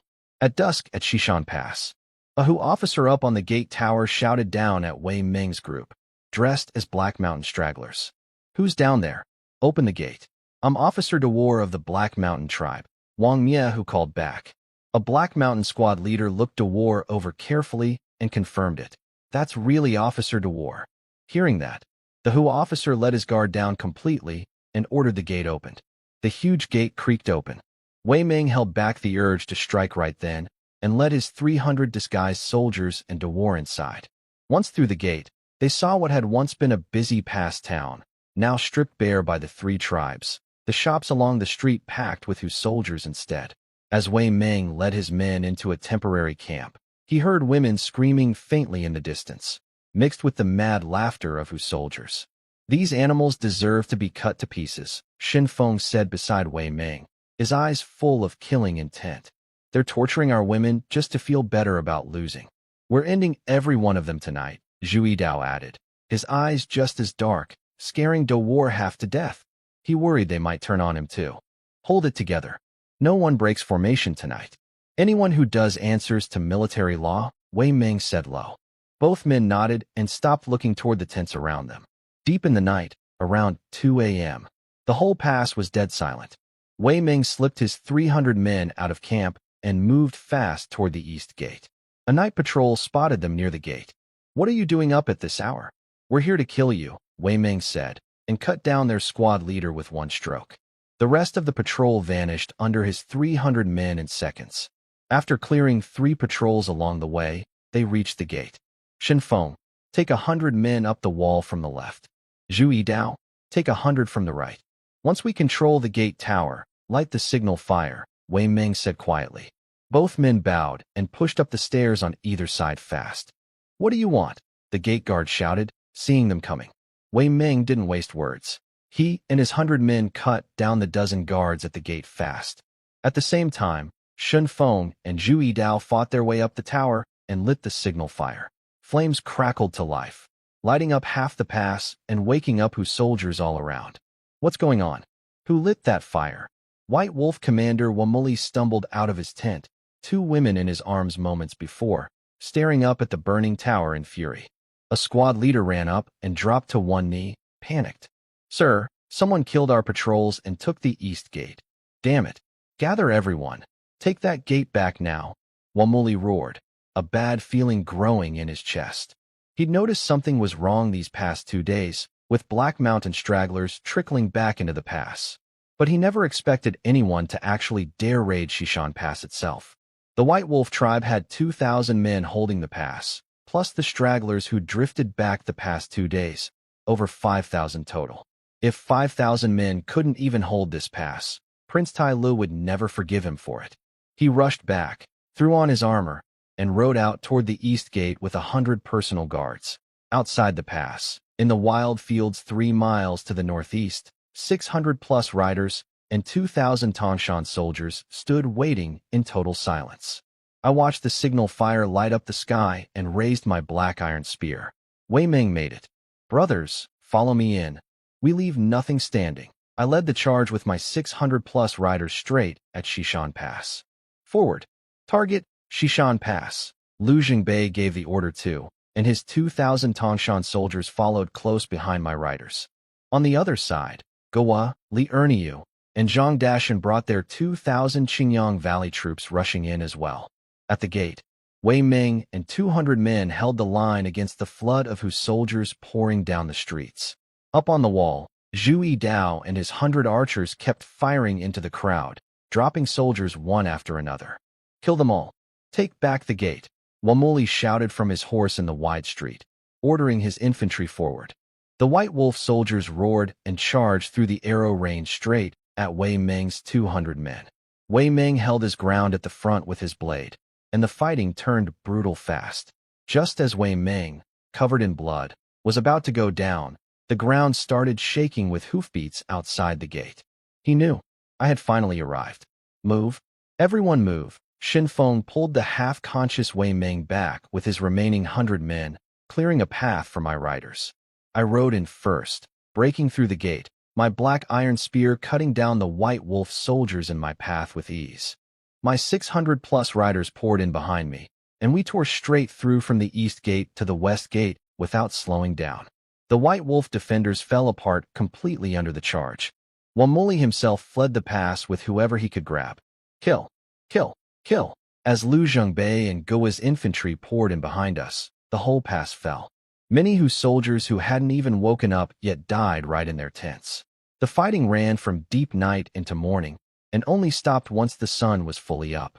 At noon, at the western gate of the pass, I stood on the wall looking out at the endless grassland stretching into the distance, something fierce stirring in my chest. Now we can flip this. Defense becomes attack. The whole pass reeked of blood. The main streets were covered in bodies and torn limbs. Rivers of blood ran out from the pass into the Ningyi River beyond the walls. Xiaoyu climbed up to the wall. Tiger, Officer Lu wants to know what's next. If he wants to head back to Tangshan Fort, let him go. He can take half of everything we found inside, I said, eyes still on the horizon. Got it, Xiaoyu said. After all these battles, Xiaoyu had grown up a lot. Less of the boy left in his face now, more steady and sure of himself. At the east camp of Xishan Pass, I walked into the tent and looked down at Wei Ming, lying pale and unconscious on the bed. How's he doing? Chen Erga's face was full of grief. The doctor said he's not in danger, but his wounds are bad.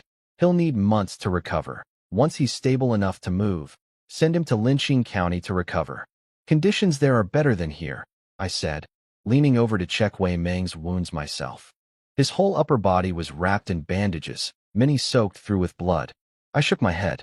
Tiger, Officer Lu and his men left already. They only took 2,000 horses and a dozen carts of food. Nothing else, Xiaoyu said. Good. Noted, I said, nodding, standing back up. Have Gowa, Erniu, and Dashan split up and hold the east and west gates. Send word to Linqing, Shay, and Beishan counties. Tell them to each send 1,000 able-bodied men here to Xishan Pass in the next few days. Xiaoyu bowed and headed off to handle it. As I stepped out of the tent, Lei Qianshan walked up fast. Tiger, we found over 1,000 Chong and Hu people. They say they're from the Nalan tribe, taken as forced laborers by the 3 tribes. Let's go take a look, I said, my eyes sharpening. Nalan. That name made me think of Nalan Chier, the princess of that very tribe. We walked over to the prisoner camp, split into 2 sections holding about 1,000 people each, glaring at each other across the divide. A disheveled Nalan officer laughed up at the sky.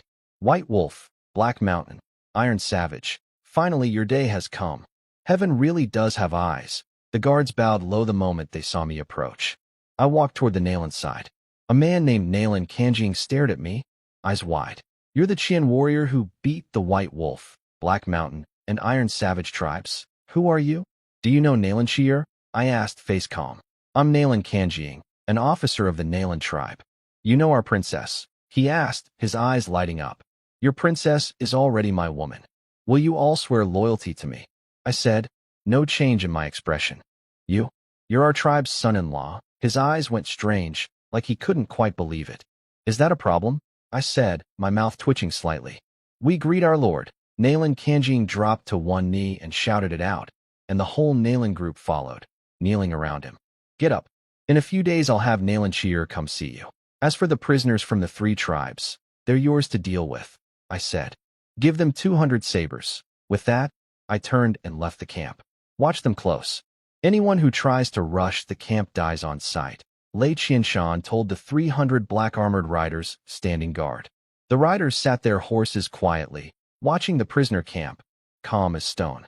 Soon, 100+ soldiers dumped 2 baskets of sabers in front of the Nalan group and pulled back fast, taking up position outside. Nalan Kanjing picked up a blood-stained blade first, his eyes turning vicious. "Brothers, it's time for revenge. Kill them all." 200 Nalan tribesmen grabbed the sabers and charged at the terrified prisoners from the 3 tribes. Nalan Kanjing cut down a white wolf prisoner with the first strike, and a brutal slaughter swept through the camp. Shen Feng and Zhu Yidao, watching from outside, shook their heads in awe. "Leave it to Tiger." A few words, and a big problem just solved itself. No kidding. On the wall of the east gate, a middle-aged clerk, just freed from the prisoner camp, walked up to me carefully. "General, we've finished counting everything inside. Food, supplies, horses, women, and craftsmen." "Tell me," I said, eyes fixed on the White Wolf cavalry charging toward us in the distance. He cleared his throat. "Right now we have over 20,000 pickles of grain, 17 chests of gold and jewels, 1,200,000 strings of copper coin, and over 3,200 horses. Plus over 2,400 women, more than 600 craftsmen, and 1,078 Nalan prisoners. That's the full count, General." I stayed quiet for a moment, then said, 100 taels for every soldier who died, 80 taels for the wounded, 50 taels for everyone else. And send all the women, craftsmen, gold, and jewels to Ningxuan Fort the day after tomorrow." "Yes, General." The clerk's face went slack with shock at how much I was handing out. "Everyone, get ready to fight," I shouted, watching the White Wolf riders close to under 100 meters from the gate. "Fight! Fight! Fight!" The soldiers on the wall had heard everything I'd just said, and the news lit a fire under all of them. 100 taels was enough for a family of 4 to live for 10 years. 50 taels alone was the kind of money that changed a man's life. Below the wall, Prince Tai Lu, on his horse, looked up at the roar coming from the pass, confusion and unease in his eyes. "My prince, it looks like the Qian people have taken Shishan Pass," Officer Woli Tai said, staring at the banner on the wall, no longer the White Wolf banner, but the red dragon flag of the Qian Empire. "That fool Wamuli, I'll have him cut into 1,000 pieces," Tai Lu said, recognizing the banner. And then he saw the one face he least wanted to see. "Shishan Pass belongs to the Qian Empire again. Come and try to take it back if you've got the nerve," I shouted down from the wall, full of swagger. "Damn it, attack!" Tai Lu roared, furious. "My prince, don't. This pass is impossible to take by force. We should go around, back to the grasslands," Woli Tai said quickly. "Damn it!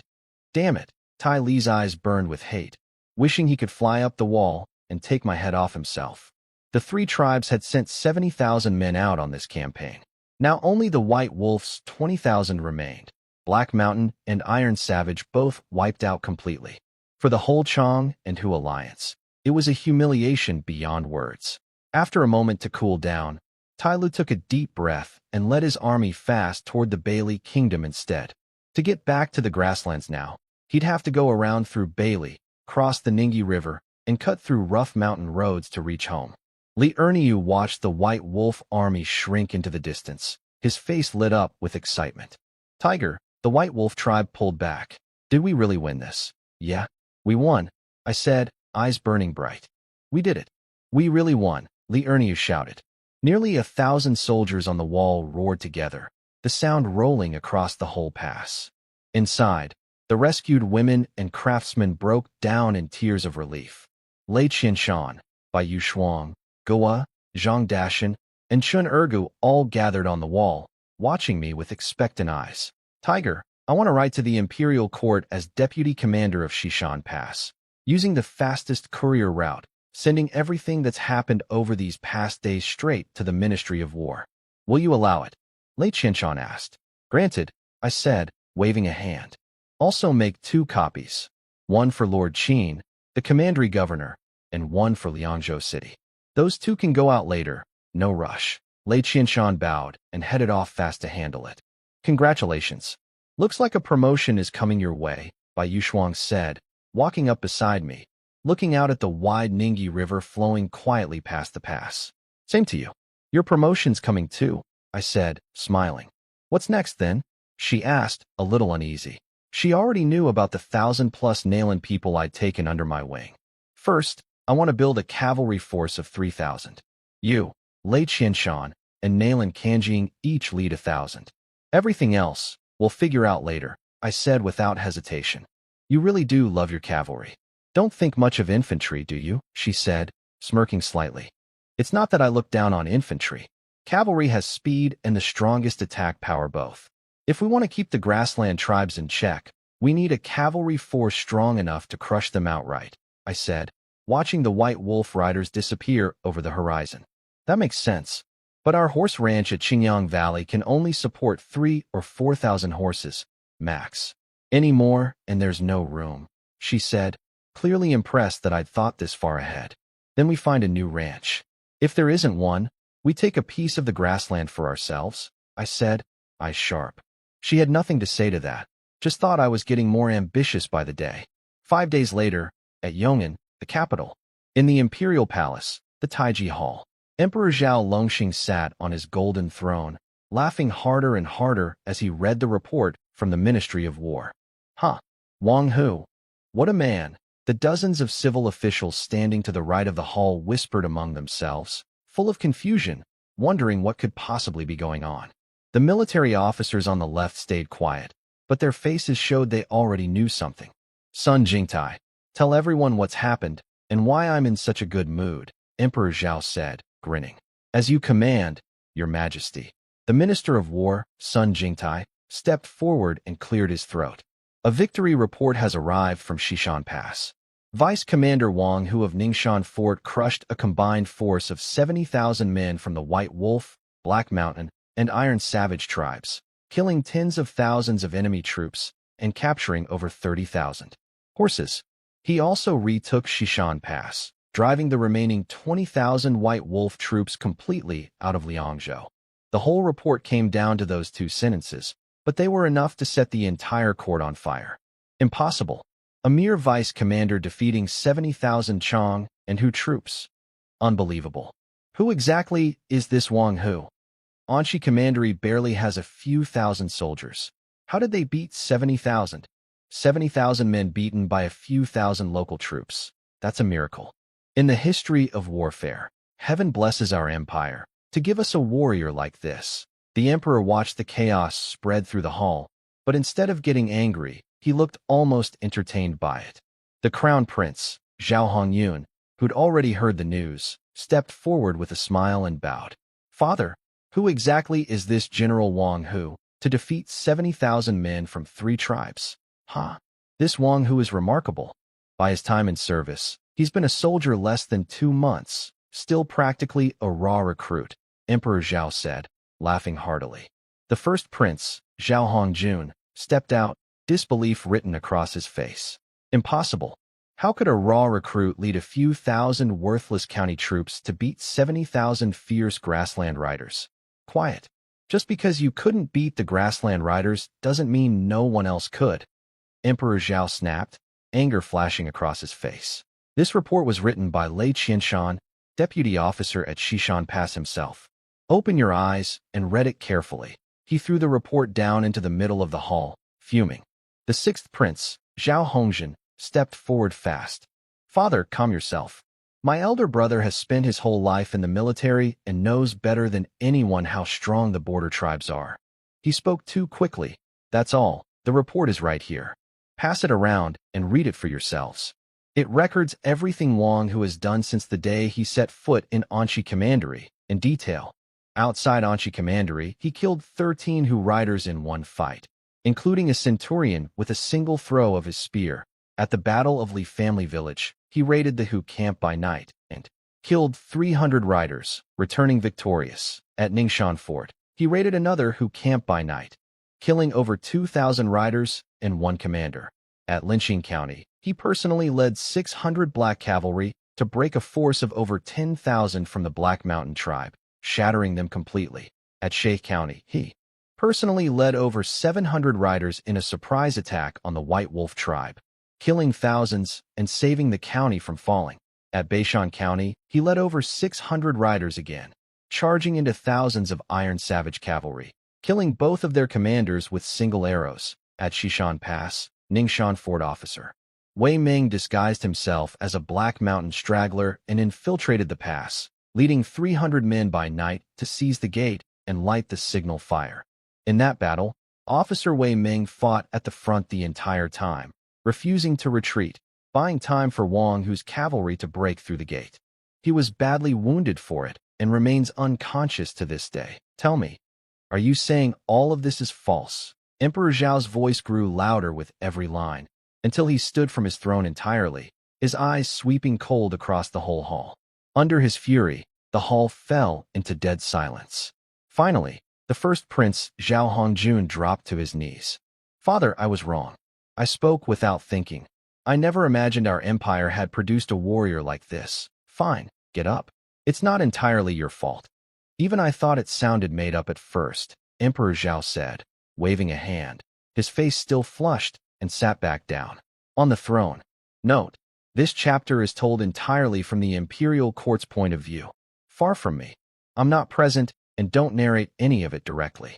I'll give you the summary in third person for accuracy, since forcing my own first-person voice on a scenes I wasn't part of would mean inventing things I never said or saw. Duke Wuchang has stepped into the middle of the hall, calm as ever.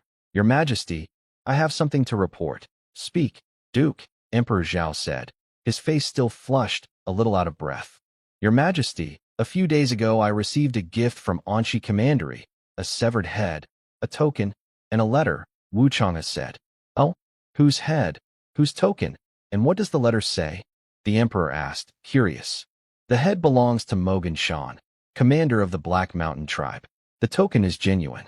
The letter says Wang Hu took in the 800 border troops from Shishan Pass and wants them to earn back their honor through service, Wuchang has said evenly. Huh. This Wang Hu has some manners after all. Taking in border troops is understandable. No need to make an issue of it. Well done, the Emperor said, and with just a few words, cleared Wang Hu of any blame for taking in Lei Qianshan and the 800 border soldiers without permission. That single word, well done, told every official in the hall exactly how much the Emperor now valued this man. Minister of War Sun Jingtai spoke up. Your Majesty, Wang Hu led Ningxian Fort's troops to defeat the alliance of 3 tribes and end the crisis on the border. He deserves a reward. Well said. Wang Hu came from nothing, yet knows warfare inside and out, and shows fearless courage.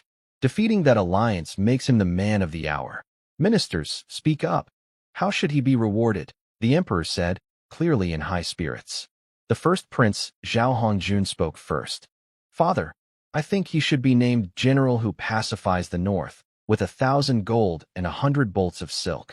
The sixth prince, Zhao Hongjun, added, Father, by merit alone, after crushing the grassland cavalry and killing tens of thousands, he deserves a noble title. Left Chancellor Zhou Bailuan, head of the civil officials, stepped forward. He's only 20. A noble title this early might be too much, too soon. I'd suggest General who pacifies the north, plus a first-class county earldom. That should be enough. Minister of Works Su Changyan agreed. The Chancellor makes sense. A third-rank general's post and a first-class earldom are already remarkable for someone his age. The Emperor turned to Sun Jingtai. What do you think? Your Majesty, I think the general's title fits him well. As for a noble title, I wouldn't dare suggest one way or the other, Sun Jingtai said, clearly torn. The Emperor turned to the Crown Prince and Duke Wu. What do you two think? Crown Prince Zhao Hongyan thought it over. Father, a noble title now does seem early.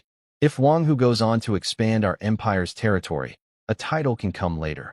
Wu Changhe agreed, calm as always. By our military code, only those who expand the empire's territory earn noble titles. Wang Hu's achievements are extraordinary, but they don't meet that bar yet. So none of you support a title for him? The emperor asked, fingers tapping the arm of his throne, his face unreadable. Zhou Bailuan pressed the point. Your Majesty, becoming a third-rank general at 20 is already rare enough. Give him a title on top of that, and I worry success this early could spoil him, and that would do him more harm than good. The Chancellor's right, the Emperor said, nodding, his expression turning solemn. Draft the decree. The decree read, Officer Wang Hu, 20 years old, outstanding and brave beyond his years, the finest warrior among our forces. When 70,000 Hu invaders threatened Anxi and brought suffering to its people, Wang Hu led several thousand of his own soldiers into battle, fighting against far greater numbers, breaking their formations, killing their commanders, seizing their banners, lifting the siege on Anxi and saving its people from ruin. His loyalty and courage served the nation well. He is truly a pillar of the empire.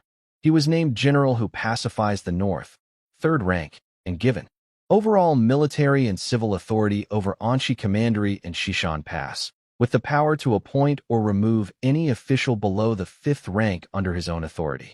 He was also granted 1,000 taels of gold, 100 bolts of silk, and the title of first-class Earl of Linqing.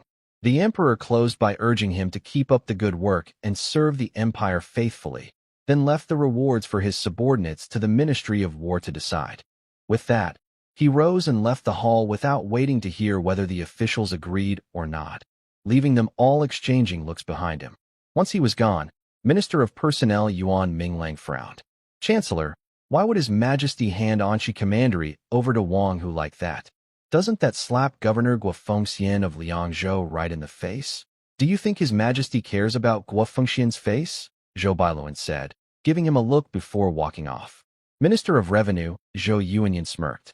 Guofengxian let Chang and Hu riders raid Anxi Commandery freely, riding on his old reputation from the campaign against Bailey. His Majesty not punishing him for failing to defend the border is already more mercy than he deserves. Duke of Ing Chao Chanyuan murmured to Wu Changhe as they walked. A 20-year-old general with full military authority over Anxi, allowed to raise an army of 20,000. Guofengxian's position just got a lot less stable. Duke of Jingcheng Yuanshan rolled his eyes. Guofengxian is the crown prince's man. Keep your voice down. Wu Changhe ignored them both. Let's go. I'm in a good mood today. Drinks at my place. Meanwhile, the crown prince told Marquis Zhang Xuanzi, walking behind him, send word to Guofengxian. Tell him to keep his head down. Father is already unhappy with him. Yes, I'll make sure he gets the message loud and clear, Zhang Xuanzi said, nodding. Not far off, the 6th prince Zhao Hongzhen watched the crown prince and the marquis walk away, a faint smile on his lips. We need to win this Wang Hu over by any means necessary, at the very least. Keep him from siding with the crown prince or the first prince. Yes, my lord, said Marquis Qian Wanjun and Marquis Li Chunxing beside him, nodding together. Word of Wang Hu's name spread fast through the capital. In every tavern and tea house, people sang of his fearless courage, of a few thousand worn-down soldiers crushing 100,000 grassland warriors. Every power in the capital started watching this rising young star closely. A third-rank general who pacifies the north at 20, a first-class earl, full military authority over Anxi Commandery. Titles like that hadn't come together for one man in 300 years of the empire's history. To celebrate the victory over the 70,000 grassland riders, the palace threw a grand banquet, with the empress, consorts, princes and princesses, and every official in attendance. But no one noticed that, during the feast, the emperor's favorite, the 9th Princess Zhao Yuzhen, heard the stories of this legendary young general, and slipped quietly out of the palace, a glint in her dark eyes. Early November, at Xishan Pass. Cold wind cut through the air. A line of carriages flying yellow dragon banners rolled in, escorted by 100 black-armored riders. Hidden in one of the carriages, the 9th Princess Zhao Yuzhen peeked out the window, studying the soldiers at the pass, all of them with hard, battle-worn faces. Shen Feng ran into my tent, where I was looking over a map of the grasslands with Bai Yu Shuang and Lei Qianshan. Tiger, someone from the court has arrived. Let's go, I said, getting up right away. We walked out to the camp gate and found a middle-aged eunuch holding an imperial decree, flanked by 100 elite palace guards. Every one of them stood tall and sharp, dressed in black heavy armor, carrying black spears with swords at their hips, a unit of the Imperial Black Cavalry's heavy guard. 100 of these riders alone could crush 1,000 Hu cavalry without trouble. These were the elite of the elite among the Empire's guards. I noticed the men behind me staring at that black armor with open hunger in their eyes. Just the armor and weapons on one of those riders cost over 100 taels of silver, and you couldn't even buy a set if you wanted to. "Are you General Wang Hu?" the eunuch asked, his voice high and thin. "This humble general greets you," I said, bowing. He gave a small nod, satisfied with my manners, then unrolled the decree and read it out loud. "Wang Hu, receive the imperial decree." I dropped to both knees, with Bai Yushuang, Lei Qianshan, and the others kneeling beside me. The decree praised me as a remarkable young warrior who had broken the 70,000-strong Hu invasion and saved the people of Anxi from ruin. It named me general who pacifies the north, third rank, gave me full military and civil authority over Anxi Commandery and Shishan Pass, granted me 1,000 taels of gold, 100 bolts of silk, and the title of first-class Earl of Linqing. It closed by telling me to keep serving the Empire well. The eunuch finished reading and held the scroll out to me with both hands. "General Wang, receive the decree." I took it with both hands and called out, "This humble general receives the decree and thanks the Emperor for his grace. Congratulations, General Wang. A third-rank general and a first-class Earl at 20. There's never been anything like it in the Empire's history," the eunuch said, bowing to me. "Thank you for the kind words. You've traveled far. Please come rest in the camp. I'll have a feast prepared in my tent to welcome you all," I said, smiling. "Then I'll gladly take you up on that, my lord," he said, nodding. "Oh, almost forgot. This is the Ministry of War's reward list for the soldiers who earn merit in this campaign," he said, pulling a folded paper from his sleeve and handing it to me. I took it, thanked him, then turned to Xiaoyu. "Take good care of the eunuch and his men." Xiaoyu bowed and led the group into camp. Halfway through, I noticed something odd. Someone was hiding in the last of the 5 carriages, peeking out at me secretly. The eunuch walked over, frowning. "What is it, my lord?" "Someone's hiding in that carriage," I said, pointing. The eunuch's face went pale with anger. "Officer Li, open that curtain right now and see who's bold enough to sneak into the imperial convoy." Guard Officer Li Xiaoming walked up to the carriage, but looked pained. "Eunuch Chun, I don't dare." "Maybe you should open it yourself." It was clear he already knew exactly who was hiding inside. "Fine, I'll see for myself who's foolish enough to hide in there," Eunuch Chen said, climbing up on a stool and pulling the curtain back, and found himself staring straight at a flawless, beautiful young face. "Hello there, Eunuch Chun," Zhao Yuzhen waved at him cheerfully, her dark eyes blinking, while his face went white with shock. "Oh, my little princess, why on earth did you sneak along with us?" Eunuch Chen looked ready to cry. If the emperor found out the 9th princess had snuck out of the capital behind his back, his head wouldn't stay on his shoulders. "The 9th princess?" I looked toward the carriage, a little caught off guard myself. Even dressed in a plain blue servant's outfit, her face was striking, pale, delicate, unforgettable. Her large dark eyes seemed almost alive, full of mischief and life. Next to the composed, elegant beauty of Xiao Jinji, this princess had less polish but more spark, especially when she smiled, 2 small dimples appearing on her cheeks. "Don't worry. If father gets mad, I'll take the blame myself," she said, pushing past the eunuch and hopping straight down from the carriage. "Greetings, princess," I said, bowing as she walked right up to me. She studied my face carefully, her bright eyes sweeping over me. "You're not at all like they described. 9 feet tall, built like an ox, face like a tiger. Did you really beat 100,000 grassland riders with just a few thousand worn-out old men?" "It wasn't 100,000, it was 70,000. And they weren't worn-out old men.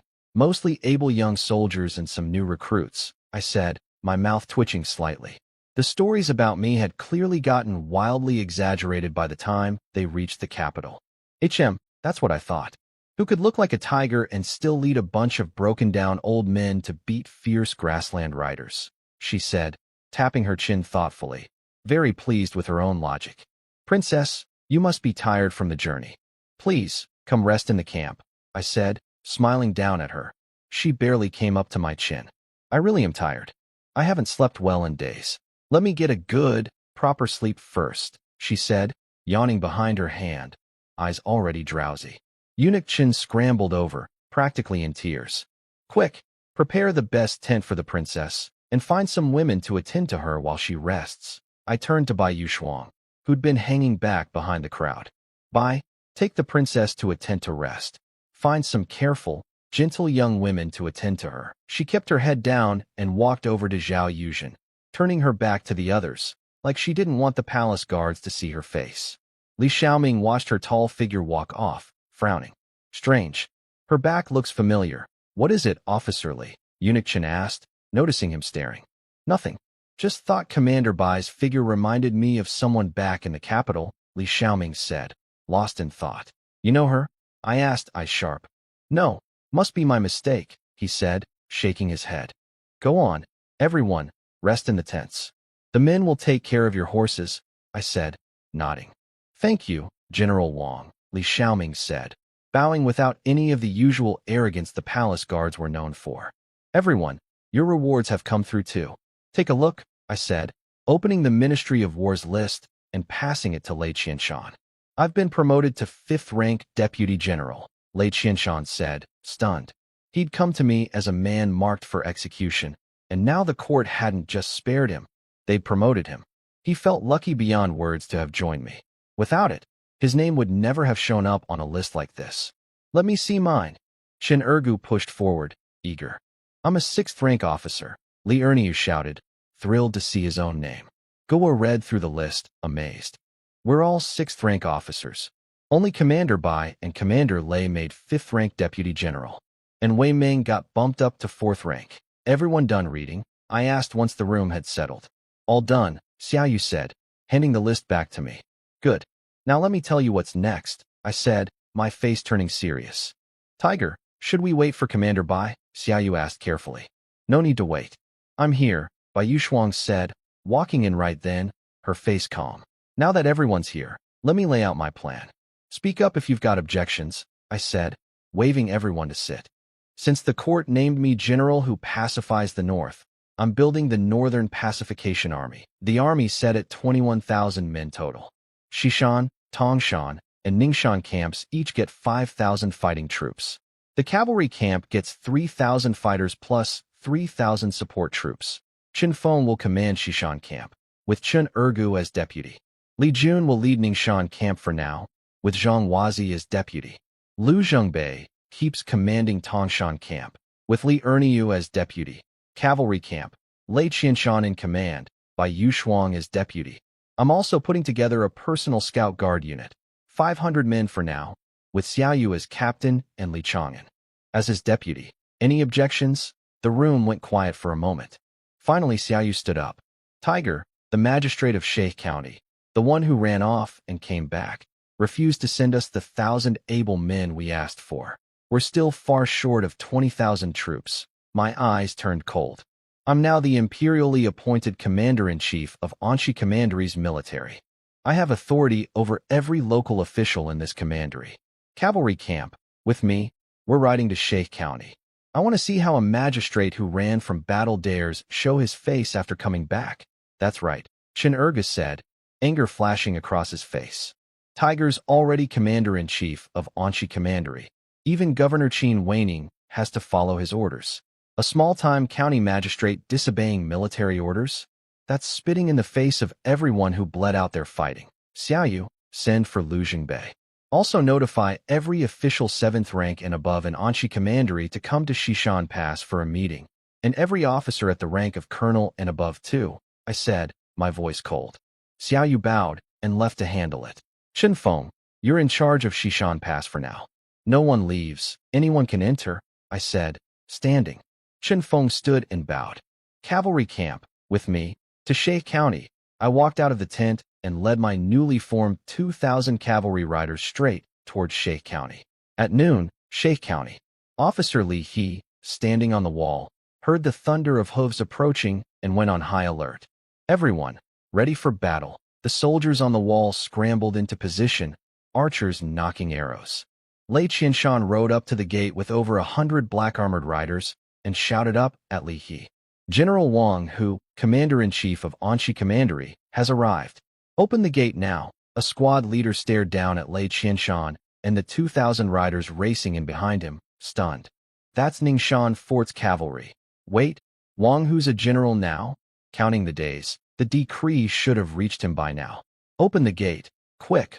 Welcome the general in, Li He said, his eyes sharpening, leading a few squad leaders down from the wall fast.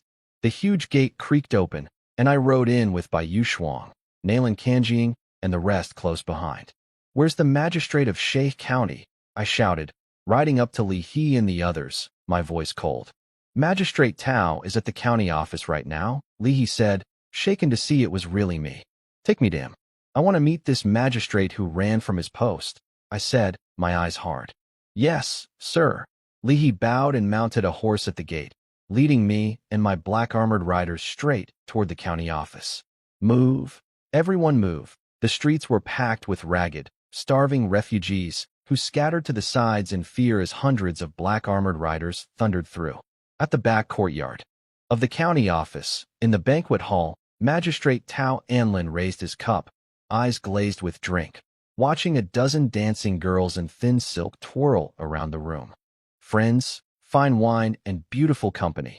Tonight, we drink until we can't stand. Every guest seated around him in the hall was someone of standing in Sheikh County. A round-bellied merchant raised his cup, full of praise. Congratulations, my lord, for driving off the Hu invaders and saving our beloved county. Another well-known landowner, eyes wandering over the dancing girls, added, indeed, if not for Magistrate Tao's wisdom and bravery leading our soldiers, none of us would be sitting here enjoying ourselves today. Magistrate Tao Anlin raised his white porcelain cup, his face unbothered, fully puffed up. All thanks to your help, friends. Without your money and your men, this county wouldn't have held. Come, everyone, raise your cups to celebrate driving off the invaders. Just as the cups went up, the closed doors of the hall burst open.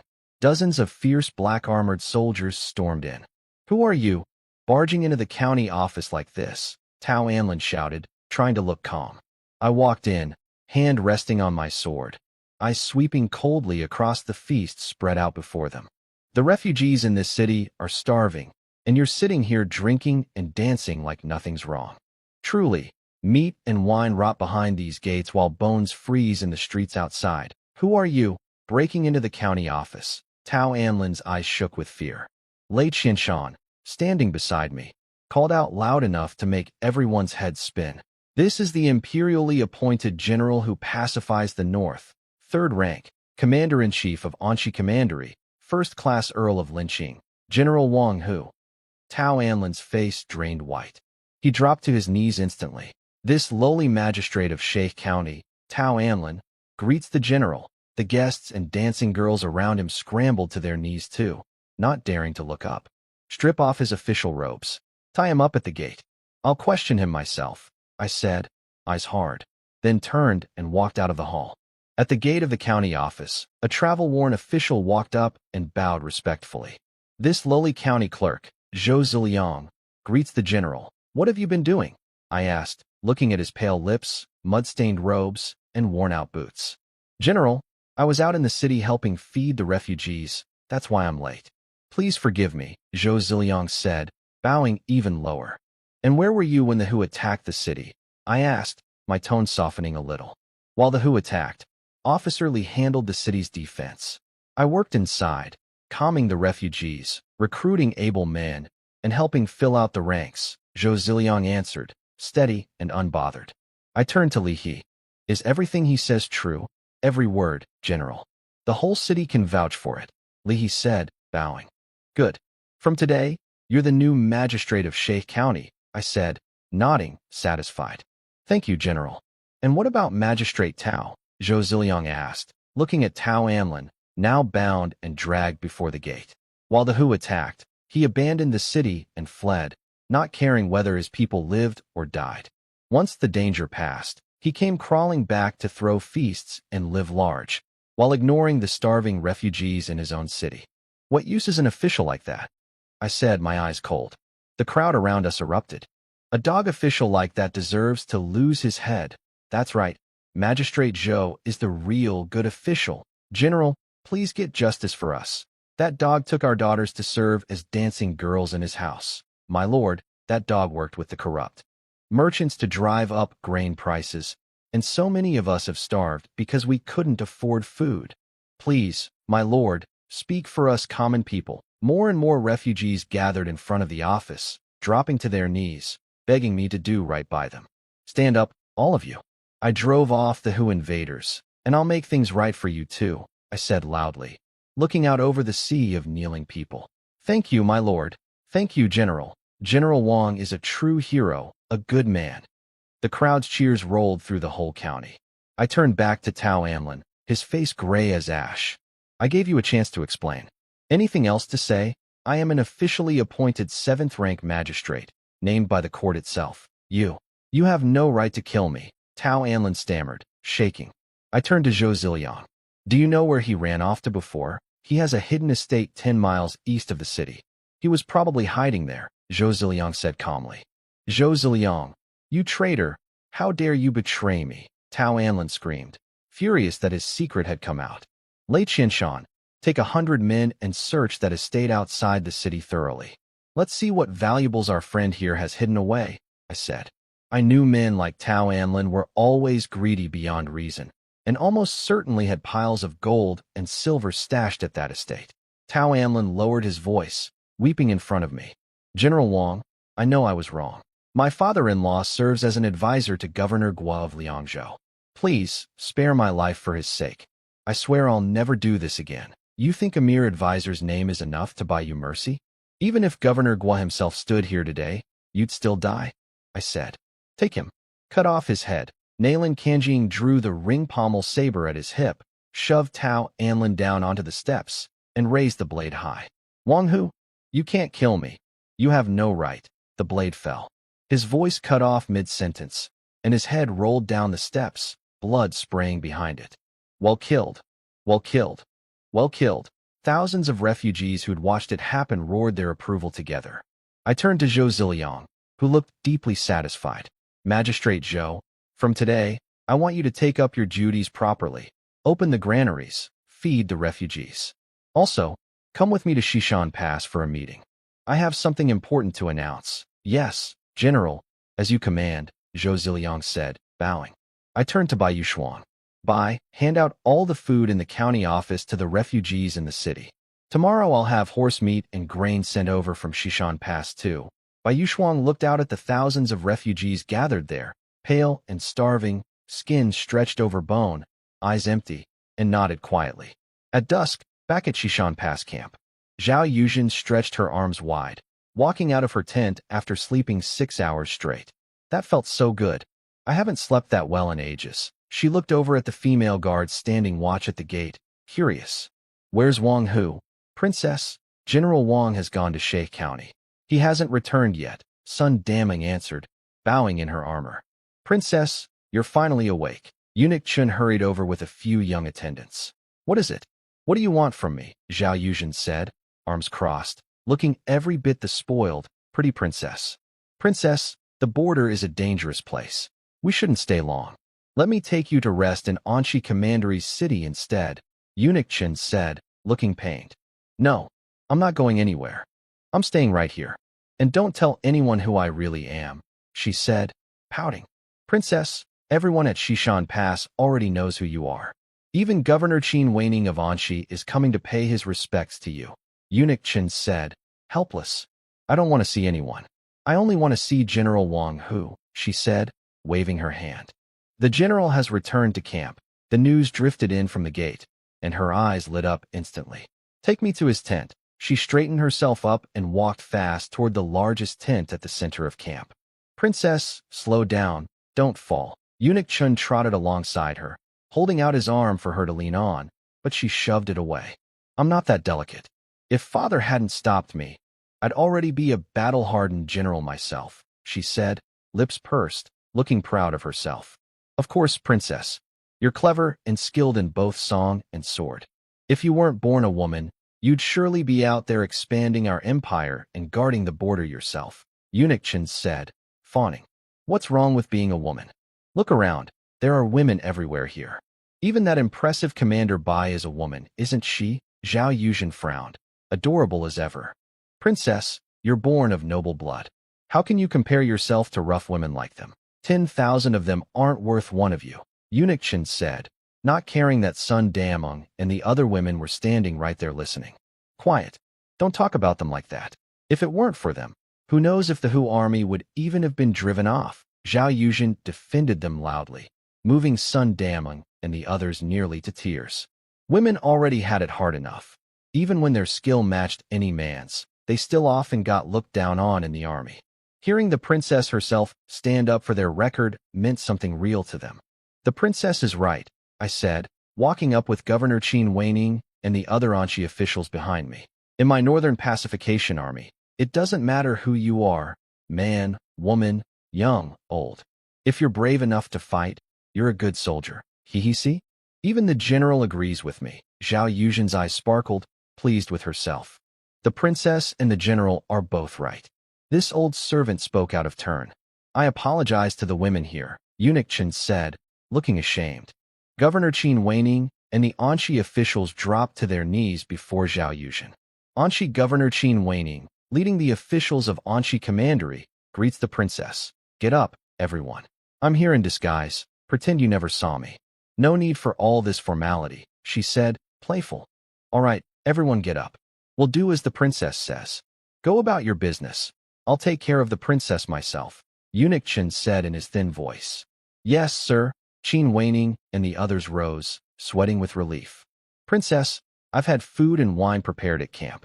Please, come eat, I said, bowing slightly and offering my arm. Good. I'm a little hungry actually, she said, rubbing her stomach with her pale hand, completely unbothered by appearances. Everyone else in the group turned their heads away, except me. This way, princess, I said, smiling. I found myself thinking she wasn't just pretty. She had this innocent, unguarded way about her, light and clean, like a little lily of the valley. She walked beside me, hands behind her back, toward the large tent at the center of camp. Inside, there were a dozen or so low tables set up, each meant for 2 people, loaded with roasted meats, mostly horse and mutton. I took the head seat with the princess beside me. Eunuch Chen and Li Xiaoming sat at the first table to her right. Qin Weining and Zheng Yuanshan sat at the first table to my left. The rest of the officials, civil and military, filled out the tent on both sides. Everyone, no need to be formal. Eat, drink, there's plenty of meat for all, I said, raising my cup to the room, though several faces still looked uneasy. General Wang, is this all we have, greasy roasted meat? I don't mind myself, but surely the princess shouldn't be eating such plain food, Eunuch Chen said, looking displeased. It's fine, I think this looks delicious actually, Zhao Yuzhen said, picking up a piece of fragrant mutton and chewing it slowly. Tastes really good too. Do any of you know what the refugees in our counties are eating right now? I picked up a small knife and cut off a piece of charred horse meat, holding it up, staring at it. At that, Qin Weining and the other civil officials' faces shifted. They understood now why I'd called this gathering. I meant to make an example of someone today. What are the refugees eating? Zhao Yuzhen set down her lamb rib, curious. Moldy rice. Old rice mixed with sand and dirt. Bran. Husks. Whatever spoiled grain they can find. Anything edible at all, and they fight each other for it, I said, my eyes reddening as I spoke. Oh no, they're that poor? They have no food at all? Hearing this, Zhao Yuzhen suddenly lost her appetite for the meat in front of her, something close to tears in her eyes. Some men used this war to line their pockets. Officials working with merchants to drive up grain prices, profiting off chaos, while countless refugees starved in the streets, some even trading their own children for food just to survive. I looked around the tent. Today, I went to Sheikh County and saw with my own eyes that Magistrate Tao Anlin had teamed up with the city's rich merchants, throwing feasts while the people died around him. So in front of thousands of his own people, I cut off his head. I swept my eyes across the room. Everywhere I looked, heads bowed low. Well killed. Zhao Yuzhen jumped to her feet and clapped, breaking the silence in the room. Yes, a dog official like that deserves a slow death, Eunuch Chen added quickly, standing too. Li Xiaoming stood as well, his voice cold. I never imagined the people of Anshi Commandery had it this bad. Who invaders outside, corrupt officials inside. This is a disgrace to our empire. Qin Weining stepped forward, his face heavy with shame. Princess, General Wang, as governor of Anshi Commandery, I failed to keep my officials in line, and the people suffered for it, while the Hu ran wild. This is my fault. I'm willing to resign my post, and let the court decide my fate. Before I could respond, Zhao Yuzhen waved her hand decisively, making Eunuch Qin's eyes go wide with panic. My little princess, this whole thing was Wang Hu's way of putting fear into the Anshi officials. Why are you jumping in? Eunuch Qin looked at me, silently begging me not to let her go too far. Anyone could see by now that I was the real power in Anshi Commandery. Nobody else's orders carried much weight anymore. I leaned in and spoke quietly to her. Princess, Governor Qin was trapped inside his own city during the Hu siege and couldn't do much else. I've been to the Commandery city myself. The refugees there are being handled reasonably well. There's no need to remove him from his post. Such a close, gentle gesture made her ears turn bright red. She'd never had a man stand that close to her before. So, what should we do then? She asked, eyes locked on mine, her face flushed. Governor Qin has made no major mistakes, just been a bit lax managing his staff. Right now, Anshi needs every capable hand it has. No need to remove him. Just fine him 2 years' salary to go toward feeding the refugees. What does the princess think? I said, looking at Qin Weining still kneeling in the center of the tent. Yes, we'll do as General Wang says. 2 years' salary, given to relief efforts. Get up, Zhao Yuzhen said, putting on her best princess voice. Thank you, princess. Thank you, General Wang, Qin Weining said, standing, shame still on his face, and returning to his seat. Everyone, I said, raising my voice to the room. The court has named me Commander-in-Chief of Military and Civil Affairs for Anshi Commandery, with the power to act first and report later on any official below the 5th rank. From now on, every matter in this commandery, big or small, reports to me. No need to trouble the governor of Liangzhou about it anymore. Now, I'm announcing an important order. Starting next year, Linxing, Shay, Beishan, Pingliang, and Dongping counties, all 5, are exempt from taxes for 3 years. Also, every refugee will be given 2 pickles of grain, 5 pounds of horse meat, and 2 taels of silver per person to help them return home. The horse meat and silver come from Xishan Pass. The grain will be split evenly between Xishan Pass and each county. Does anyone object? I looked around the room at every Anshi official present. Linxing has no objection. Meng Jiwen stood first. Shay has no objection either. Zhou Ziliang stood and bowed. Beishan has no objection. Pingliang has no objection. Dongping has no objection. The other 3 magistrates stood up one after another to agree. General Wang, I'll handle the refugees in the commandery city the same way. Grain and silver will come from the commandery treasury, but I'll need your help with the horse meat, Qin Weining said finally, standing. All the horse meat will come from Xishan Pass. No need to worry, Governor, I said with a small smile, and the tension in the tent eased noticeably. Yes, thank you, General Wang, Qin Weining said, bowing, genuinely moved. He still couldn't quite believe it. In just 2 short months, I'd gone from an unknown new recruit to a 3rd-rank general with full authority over the entire commandery. The speed of it was almost frightening to think about. He was very glad now that he'd never given me trouble back when I first arrived. Otherwise, he'd be the one stepping down today. Governor Qin, where are Commander Zhou and Officer Zhou? I don't see them here, I asked, having already noticed Zhou Shang and Zhou Meng weren't with him, though I'd waited until now to bring it up. Zhou Shang and his nephew have been transferred to the Liangzhou army by Governor Gua. Zheng Yuanshan has taken over as commandery commander now, Qin Weining said evenly. What a shame. I was actually planning to bring Commander Zhou and Officer Zhou into the Northern Pacification Army for important posts. Didn't expect them to run off to Liangzhou, I said, smirking, sounding regretful but not meaning a word of it. I really hadn't expected them to bolt that fast, all the way to Liangzhou. Yes, quite a shame, Qin Weining said, an awkward smile on his face. Everyone in the commandery knew Zhou Shang and his nephew had crossed the new general. Of course they ran. Everyone, forgive the simple hospitality tonight. Please, eat and drink, I said, satisfied that I'd made my point, sitting back down and raising my cup. Cheers, cheers. Everyone raised their cups and drank together. Ow, that's strong, that's strong. Zhao Yuzhen took a small sip from her cup and found it nothing like the sweet fruit wine she drank back at the palace.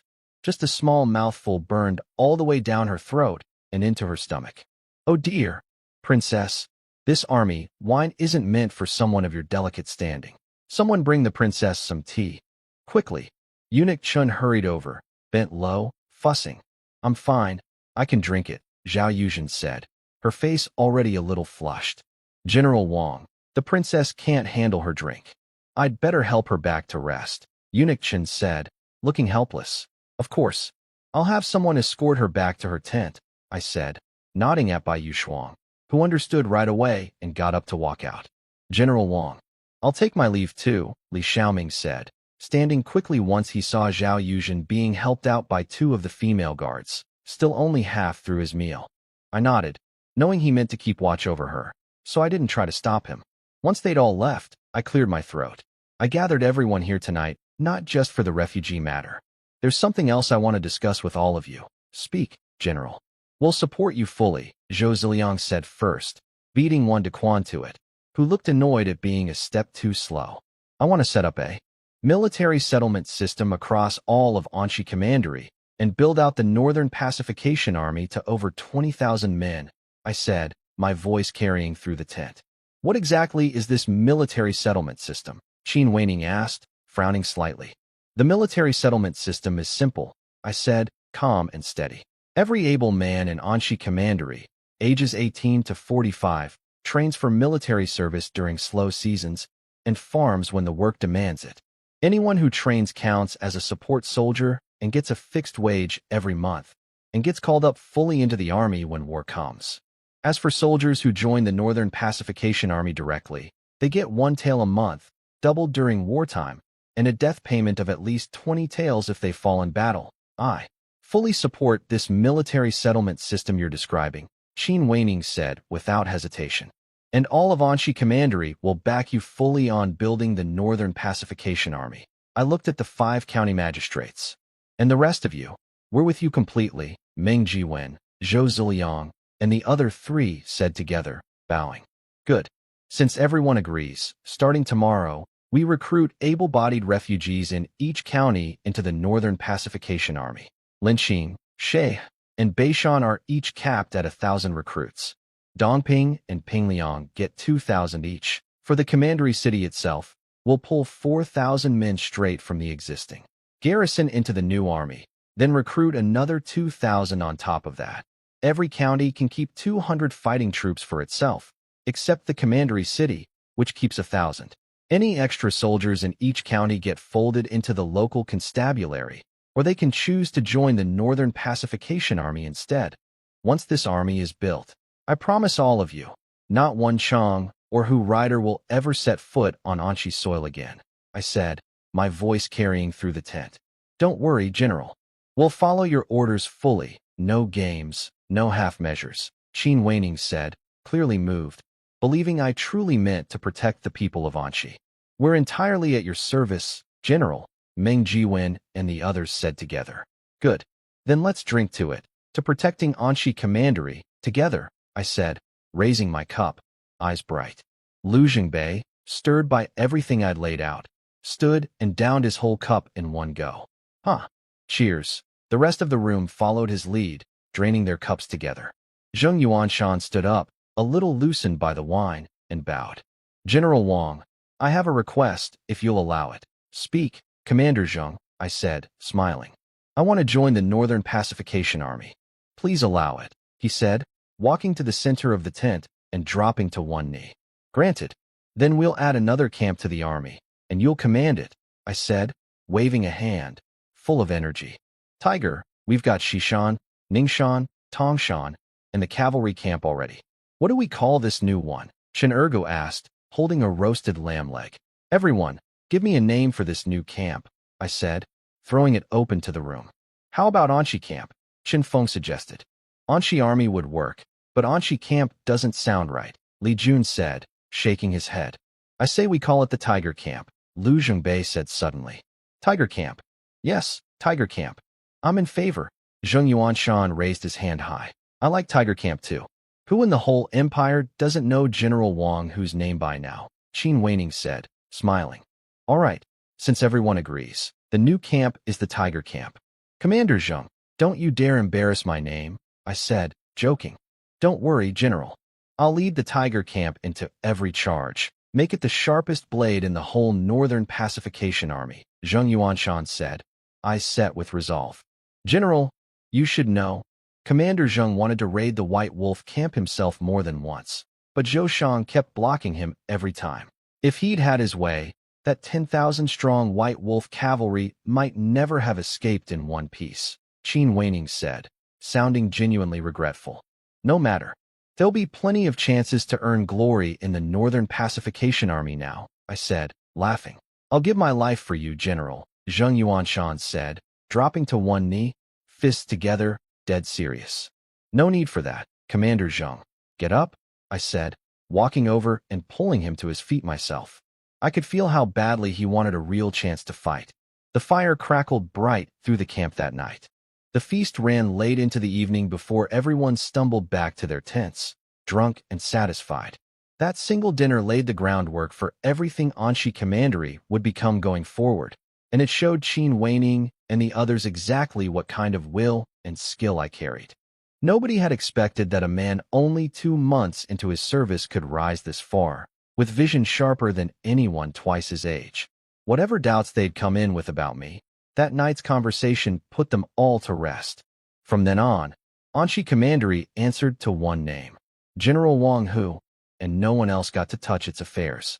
The next morning, I said my goodbyes to Qin Weining and his officials, and had Li Erniu gather over 100 carts to send horse meat and grain out to every county. After all these battles, the spoils piling up the highest were horses, and a lot of badly wounded ones at that. Many were hurt too badly to save, so we slaughtered them on the spot for army rations. My men had been eating so much horse meat lately, half of them were sick of the taste. But for the refugees scattered across Anshi, horse meat was a rare gift, filling and full of strength. General Wang, you're a good man, Zhao Yuzhen said, watching cart after cart roll out of camp loaded with meat and grain, her dark eyes bright. Since the princess thinks I'm a good man, maybe she could do me a small favor, I said, grinning like a wolf eyeing an easy meal. Tell me, if I can help, it's no problem at all, she said, patting her chest proudly, which made Eunuch Chen's eyelid twitch. He could tell I was up to something. I'd like to do a little business with the emperor. I was hoping the princess could pass along a message, I said, grinning. What kind of business do you want with my father? She asked, blinking those big dark eyes, completely innocent.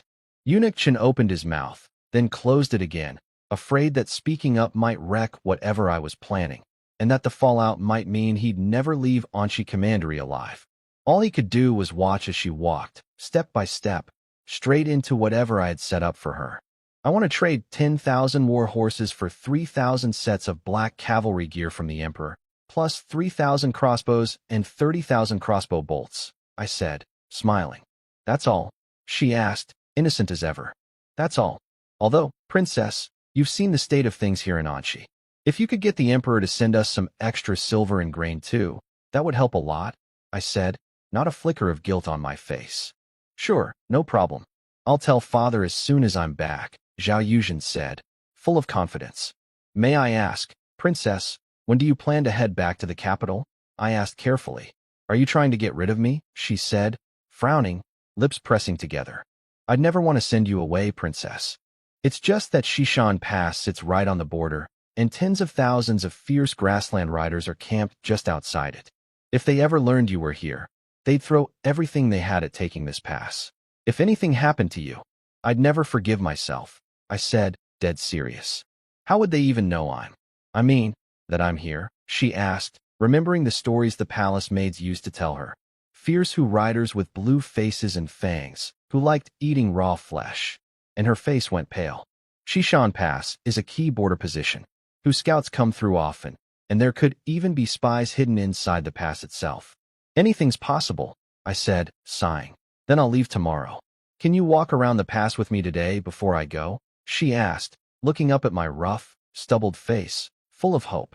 As the princess commands, I said, bowing. He get up. Today, this general who pacifies the north belongs to me, she said, smiling wide, while Eunuch Chen shook his head off to the side. At dusk, on the western wall, Zhao Yuzhen pulled her padded coat tighter against the cold wind, watching the red sunset fade in the west. Princess, it's getting late. Should we head back? I asked, a little worried. Just a little longer. Once I'm back in the palace, who knows when I'll get to come out again, she said, a touch of sadness in her voice. It's never easy being born into the royal family. But if the princess ever wants to come back, Anshi Commandery will always welcome you, I said, looking out at the huge red sun sinking on the horizon. Really? She asked, looking up at me, eyes bright with hope. Of course, really, I said, smiling. Wang Hu, do you have a wife? She asked suddenly, looking down a little shy. I went quiet for a moment. Do you love her? She asked, her voice shaking, almost in tears. I wouldn't say love exactly. They're all women from Bailey Kingdom. Poor women our empire took as spoils of war and gave to me to marry, I said, thinking of Xiao Jinji and the other four, my feelings complicated. They? Zhao Yuzhen looked up fast, full of curiosity. How many wives do you have? 5 for now, I said, scratching my head, a little embarrassed. Her dark eyes blinked rapidly. Then she punched me hard in the chest, called me a two-timing radish, and ran off down the wall. He really is a two-timing radish, Bai Yushuang said from nearby, having seen the whole thing, before hurrying after Zhao Yuzhen toward camp. What did I even do to deserve this? I muttered, rubbing my nose, shaking my head. Women, impossible to figure out. At dawn, outside the pass, along the Ningyi River, by the carriage, I pulled out a sealed letter and handed it to Zhao Yuzhen. Princess, this is a letter for the emperor. Could you deliver it to him yourself? Of course, I'll hand it to father personally, she said, a little reluctant to leave. Even after just 2 days at Xishan Pass, she'd grown fond of the place. General Wang, we'll be heading out now, Eunuch Chen said, bowing with a smile. Safe travels, I said, bowing back. Move out. Back to the capital, Eunuch Chen called out, and the 100 palace guards mounted up as the convoy started rolling. I watched Zhao Yuzhen peek out from the carriage window. Xiaoyu, bring me 500 riders. I want to escort the princess part of the way myself. Xiaoyu bowed and ran off toward camp. Soon, 500 black-armored riders came charging out of the pass and lined up along the riverbank. The convoy had already gone 2 miles ahead. I mounted up and cracked my whip, and my 500 riders thundered after them like a black wave, catching up in no time. What's happening? Eunuch Chen yanked open the carriage curtain, panicked at the sound of hooves shaking the ground. Li Xiaoming looked back calmly, noting the riders weren't drawing weapons. Eunuch Chen, that's General Wang and his black cavalry. Looks like he's come to see us off. Scared the life out of me. I thought it was who riders, Eunuch Chen said, patting his chest in relief, craning his neck to look back and spot me riding alone up to Zhao Yuzhen's carriage. Why did you come? She asked, pulling back the curtain and seeing me riding alongside.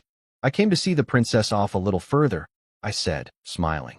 Wang Hu, if I can't come back to Xishan Pass, will you come see me in the capital instead? She asked, her eyes turning slightly red. The day I'm made a noble lord, I'll come to the capital to see the princess myself, I said, full of confidence. That's a big claim. Earning a title is hard, she said, half laughing, half crying. For me, nothing's that hard. Within a year, I'll have my title, I said, looking straight at her. All right then, I'll wait for you in the capital, she said, wiping a tear from the corner of her eye, completely serious. It's a promise, I said, grinning. You'd better keep it, she said, smiling, bright as a fresh white flower in bloom. My 500 riders escorted the convoy for another 10 miles before finally pulling to a stop. Two-timing tiger. I'll be waiting for you in the capital, Zhao Yuzhen murmured one last time, looking back at the lone rider standing in the cold wind. I watched her carriage shrink into the distance until it was just a black dot, then turned my 500 riders back toward Xishan Pass. Over the following days, I had every county survey its land and bring all ownerless land under the Northern Pacification Army's control. At the same time, I set up a horse ranch near Tongshan Fort, built military settlement posts around every village, and pushed hard to wipe out local bandits and rein in the power of local strongmen. I also handed out good farmland and winter clothes to refugees who had none, so everyone across the territory could make it through the coming winter safely. Everything was moving fast and moving well. Note: this chapter happens far away in the capital, in the Imperial Palace, before shifting to the moment a convoy reaches Shishan Pass. I'm not present for most of it, so I'll give you this part in third person to keep it accurate, then pick back up in my own voice once I'm in the scene. Late November, at the Imperial Palace in Yong'an, Emperor Zhao Longxing sat at his desk, deep in paperwork, unaware that a slim figure had slipped quietly into the study behind him. Guess who? Small hands covered his eyes from behind. So you finally decided to come back, he said, already knowing it was Zhao Yuzhen without even looking. Father, I know I was wrong. I won't sneak out again, she said, tugging gently at his sleeve, playing the part of the spoiled daughter. If you hadn't left that letter before running off, I'd have had every eunuch and maid near you executed by now. The 9th princess of the empire, sneaking out of the palace on her own.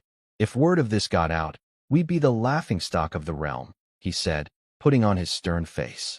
Father, this trip taught me so much. Now I understand why you work yourself so hard day and night. It's because you truly care about every person in this empire. You're a wonderful emperor, she said, standing behind him, rubbing his shoulders sweetly. Humph. I'll let this slip out slide, just this once. Do it again, and I won't go easy on you, he said, his face softening at her flattery. Thank you, father. I knew you loved me best, she said, beaming, her eyes curving into crescents. Did you meet this Wang Hu while you were there? He asked, enjoying the shoulder rub, brow relaxing. Yes, I met him, she said, nodding. So what's he like? 9 feet tall, built like an ox, faced like a tiger, like everyone says? He asked, half joking. General Wang is about 8 feet tall, well-built, not too heavy or thin. His face is rugged with a bit of roughness to it, a little unkempt, stubble around his chin. But honestly, not bad-looking at all, she said, recalling his face, a flicker of shyness in her eyes. Didn't expect my little Gio to think so highly of him. Now I want to see him myself, he said, the corner of his mouth lifting. Oh, right, father. He asked me to give you this letter. He says he wants to do business with you, she said, pulling the sealed envelope from inside her robe and setting it on the desk. Business with me? Curious now, he tore it open and pulled out the letter inside. What does it say, father? She stood on her toes, peeking at the letter in his hands. This Wang Hu has some nerve, actually trying to make a deal with me. He slapped the letter down on the desk after reading it. Father, don't let it get to you. He doesn't know any better. All he knows is hunting and killing, she said, pouring him a cup of tea and offering it gently. He wants to trade 10,000 war horses for 3,000 sets of black cavalry gear, plus 3,000 crossbows and 30,000 bolts. Outrageous, the audacity of it. His anger grew as he spoke, feeling Wang Hu showed no respect for the court or for him as emperor. Father, what's 10,000 war horses actually worth? She asked sweetly. An ordinary war horse runs about 100 taels. A really good one can go double that, he said without thinking. And a set of black cavalry gear, plus the bows and bolts. A set of gear runs about 100 taels too. The crossbows are cheap, only 5 taels each, and bolts run 1 or 200 coppers apiece, he said. Then when you add it all up, father, we're actually coming out ahead. Quite a lot ahead. Really, she said, counting on her fingers. I am the emperor of this empire. He is my subject. Since when does a subject do business with his emperor?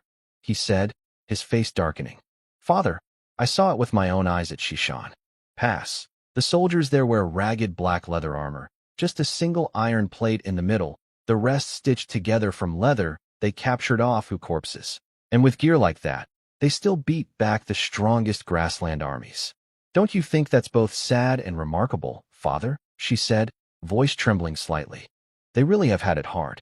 They're good soldiers of mine, he said, his face softening with something like genuine feeling.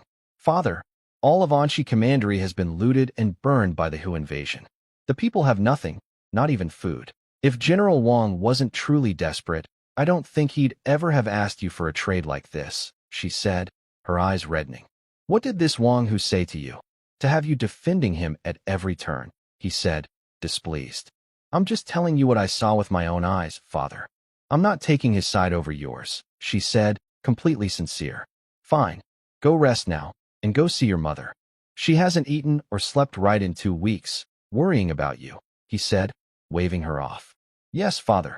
I'll take my leave, she said, nodding, and slipped quietly out of the study. Once she was gone, the emperor looked again at the bold promise at the end of Wang Hu's letter to wipe out all 3 grassland tribes within 2 years.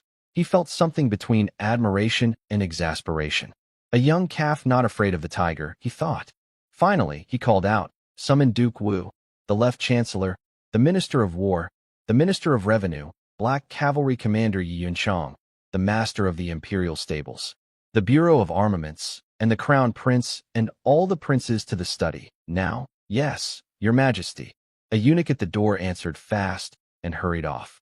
Late November, late morning, at Shishan Pass. A massive convoy guarded by 1,000 black cavalry riders rolled into view of the past sentries. War drums thundered, and the whole pass stirred. I rode out with Bai Yu Shuang, Lei Qianshan, Nailan Kanjing, and a few hundred riders to meet them. "Who comes here?" Deputy Minister of War Yu Taiming called out, watching my riders close in. Li Xiaoming, riding beside him, spoke up. "Deputy Minister, the man in front is General Wang Hu himself. So this is the general who pacifies the north." Younger than I expected, Yu Taiming said, nearly 40 himself, studying my face, rugged but with a touch of refinement. General Wang just turned 20. 2 years younger than me, Li Xiaoming said, sounding a little embarrassed by the comparison. "Heh, it's not age that makes a man, it's will. A man can live 100 years with none and still amount to nothing," Yu Taiming said, stroking his beard with a smile. "General Wang, it's me."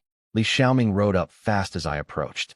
"Officer Li, what's all this?" I asked, holding back my excitement as I looked at the convoy stretching out of sight. "General Wang, remember that business deal you wanted with the emperor? He agreed to it," Li Xiaoming said. "Oh, and this is Deputy Minister of War Yu Taiming, the man in charge of escorting all this here." "Wang Hu, greetings, Deputy Minister," I said, bowing. We held the same rank, so neither of us needed to act overly humble.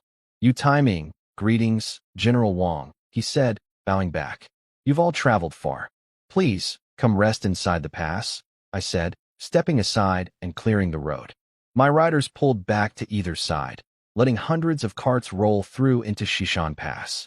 "General Wang, the emperor granted everything you asked for," Yu Taiming said quietly, riding beside me.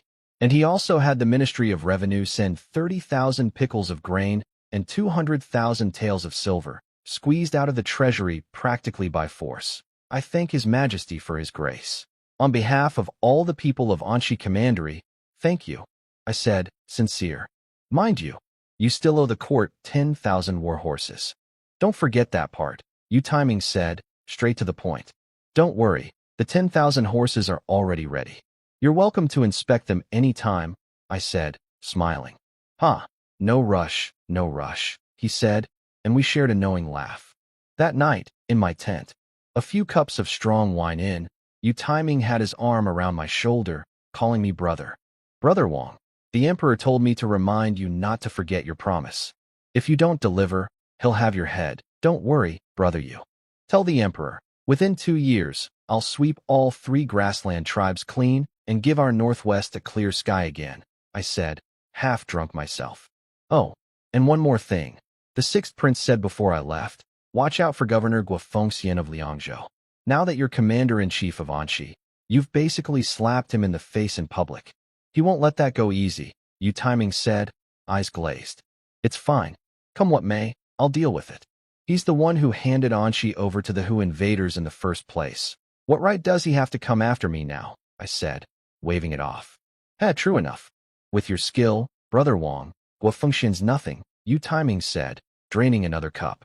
"Brother Yu, stay at Shishan Pass a few more days. Let me show you proper hospitality," I said, my face flushed red from drink. "No problem at all," he said, waving lazily. Bai Yu Shuang watched the two of us slump nearly drunk over the table at the same time, frowning. "Xiao Yu, get some men to carry these two back to their tents." Xiao Yu, hiccuping, swayed to his feet, and fell flat before he even made it out of the tent. "This Xiao Yu can't hold his liquor but loves drinking anyway," Chen Erga said, standing up himself, only to stumble and fall right next to Xiao Yu. sending the whole tent into laughter. Bunch of drunks, Bai Yushuang sighed, walking out herself and having the guards outside carry the whole drunken lot back to their tents. After everyone had been hauled off, Li Xiaoming stepped out of the tent, still a little drunk himself, and spoke to Bai Yushuang standing nearby. Your sister Yi Rushuang, aren't you? You've got the wrong person. I'm not anyone named Yi Rushuang, Bai Yushuang said, turning her back to him, looking up at the moon. Your sister Rushuang. You've been gone from the capital 5 years, and somehow there's a birthmark on your face now. But your voice and the way you stand haven't changed one bit, Li Xiaoming said, eyes sharp. I told you, I'm not Yi Rushuang. I'm Bai Yushuang, she said, turning to face him, her eyes cold. Commander Yi misses you terribly. If Duke Wu and Commander Yi hadn't pushed hard for it, the Emperor would never have agreed to this trade so easily. Of course, the princess deserves a lot of the credit too, Li Xiaoming said, still loose from the drink. I don't know any Commander Yi. Go back to your tent and rest, Bai Yushuang said, her lips pressed tight, eyes flickering. I told Uncle Yi everything about you here at Xishan Pass. He actually regrets forcing you to marry Lu Mingchuan back then. Lu Mingchuan's already married with a child now. Uncle Yi won't force you into marriage again, Li Xiaoming said, calm. Go rest. I'm heading back to my tent. And remember, there's no Yi Rushuang at Xishan Pass. Only Bai Yushuang, she said, and turned and walked off before he could say anything more. 3 days later, outside the pass, by the Ningyi River. Brother Wang, next time you're in the capital, I'll treat you to a feast at Taibai Tower, then take you out for a night at Wanghua Pavilion, Yu Taiming said, reluctant to leave, standing on the riverside road. Don't worry, brother Yu. I'll come visit you in the capital one day, I said, smiling wide. Good, I'll be waiting. No need to see me off any further, brother. I'm off now, he said, mounting his horse. Safe travels, brother Yu, I said, bowing. See you, brother Wang. He bowed back, turned his horse, and rode off. Watching the thousands of horses and the 1,000 black cavalry riders disappear into the distance, Xiao Yu leaned in beside me, quiet. Tiger, that whole act with the deputy minister felt kind of fake, didn't it? You wouldn't understand. That's how things work in official circles, I said, giving him a look, and walked back into the pass. What are you planning to do with the grain and silver from the court? Bai Yushuang asked, walking up beside me. Send it all to the commandery city. Let Qin Weining hand it out to the refugees based on what each county actually needs, I said. Also, send word to Qin Weining. Any refugee willing to come settle in Anxi Commandery gets money, grain, a wife, and a plot of land with a house. You're trying to poach people from other commanderies. Aren't you worried about getting reported for it? Bai Yushuang asked, frowning slightly. Who cares? Anxi just got ravaged. We lost so many people. What's wrong with wanting some back? I said, full of swagger. Tiger's right. Who cares? Lei Qianshan said beside me, eyes bright with ambition. And now we've got 3,000 sets of black cavalry gear. Give us time, and we'll build a cavalry to rival the real black cavalry. Not rival them, I said. Beat them. The black armored cavalry I'm building has to be the best in the entire empire. That's right, the absolute best. Xiaoyu's eyes burned with conviction, fist raised high. Bai Yushuang frowned, confused. Wang Hu, I have a question. We already have better ring pommel sabers and the new cavalry spears, sharper and tougher than anything else out there. Why did we still ask the court for those 3,000 sets of cavalry weapons? If we just took the armor and skipped the weapons, couldn't we trade for something else instead? The emperor and the court aren't fools. Right now they don't know we've mastered the pour steel method and the new forging techniques, I said, shaking my head. But that secret won't stay hidden forever. Sooner or later, we'll have to hand those methods over to the court. Until then, every day we can delay it is a day worth having. And besides, if the court knew I had a small army of blacksmiths hidden at Ningxuan Fort, asking for armor, but skipping weapons would basically be admitting it. That's selling ourselves out. Tiger's right, Lei Qianshan added. Ningxuan Fort used to be one of Liangzhou's main weapon forging sites. The only reason they ever let it go was because the iron ore there started running dry. You three, once the equipment's all in, I'm giving you a month. After that, I want our horses on the grassland, I said, my eyes turning cold. Xiaoyu's eyes went wide. A month from now is the start of winter. We're going to attack the Chong and Hu tribes ourselves? Exactly. The colder it gets, the less they'll expect us to strike first. I want to teach them a hard lesson, I said, smiling. All this time it's been them attacking us. Finally we get to hit back, Lei Qianshan said, fired up. This stays between the four of us. No one else hears about it. I said, serious. Bai Yu Shuang, Lei Qianshan, and Xiao Yu all bowed, and we dropped the subject. Xiao Yu, come with me to the commandery city this afternoon. I want to check on Tiger Camp's recruiting, I said. He nodded.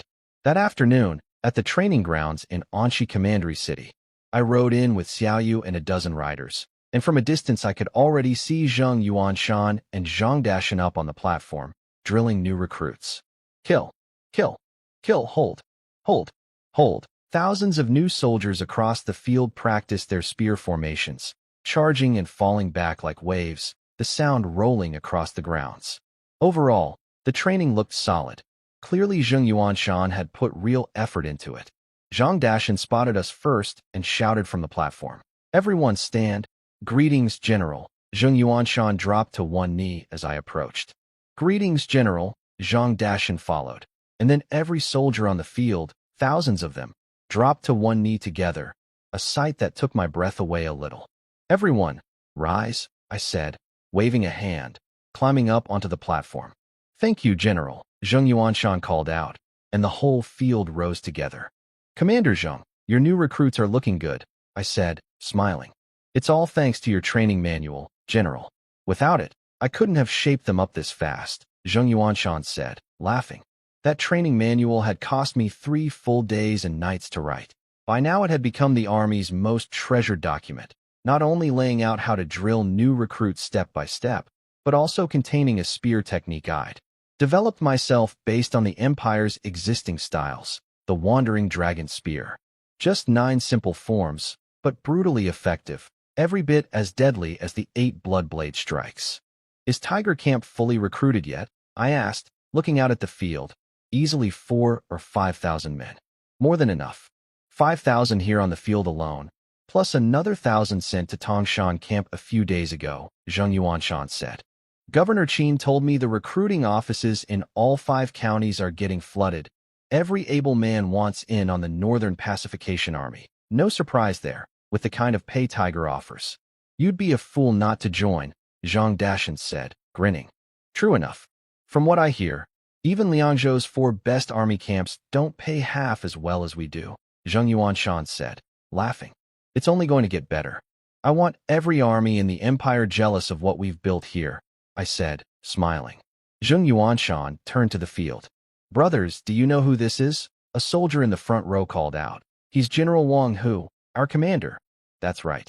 The hero who crushed 70,000 grassland riders and took back Shishan Pass. Our Tiger Camp carries his very name. I want every one of you to make sure you never bring shame to that banner, Zheng Yuanshan roared. Tiger Camp. Tiger Camp. Zhang Dashan pulled a brand new banner with the character, Tiger, off the platform and waved it high, shouting, Tiger Camp, Tiger Camp, Tiger Camp. 5,000 soldiers roared together, the sound shaking the sky, rolling across the whole commandery city, drawing crowds of curious townsfolk near the camp gates. Inside the government hall, Qin Weining, in the middle of a meeting, turned to a guard at the door. Go see what all that noise is from the camp. The guard ran out and came back quickly. Lu Qingshan, seated below Qin Weining, scowled. What's Zheng Yuanshan doing, making that much noise in broad daylight? Sir, it seems General Wang has arrived. That's why the camp is celebrating, the guard said, bowing. General Wang is here. Qin Weining jumped up and headed straight for the door. Brother Qin, I'll come with you to the camp, Lu Qingshan said, grabbing his cane and hurrying toward the door. Your leg's not in good shape. Better to wait here. It's getting late anyway. I'll host a feast at the residence tonight, and we'll welcome General Wang together, Qin Weining said, patting his shoulder gently. Fine. You'd better drink with me properly tonight. Then, Lu Qingshan said, deciding not to push the idea of rushing to camp himself. Don't worry, I'll make sure you drink your fill tonight, Qin Weining said, smiling, and hurried out of the courtyard. Brother, what's got you in such a rush? A soft, gentle voice called out just as Qin Weining stepped outside. Wei Nyang, perfect timing. General Wang has come to the city. Go get the evening feast arranged. I want to host him properly tonight, Qin Weining said, full of energy at the sight of her. Note, This chapter opens with Qin waning, and his sister at the residence, away from me. So I'll give that bit in third person first, then switch to my own voice once I'm in the scene at the banquet. General Wang? The woman asked. The one who's won battle after battle. The one who crushed 70,000 Chong and who riders. This was Qin Wenyang, eldest daughter of the Qin family and Qin Waning's own sister. Though already 28 and still unmarried, she was strikingly beautiful, her looks carefully kept all these years, graceful brows, deep clear eyes, skin like snow, a full and elegant figure, a waist slender as a willow branch.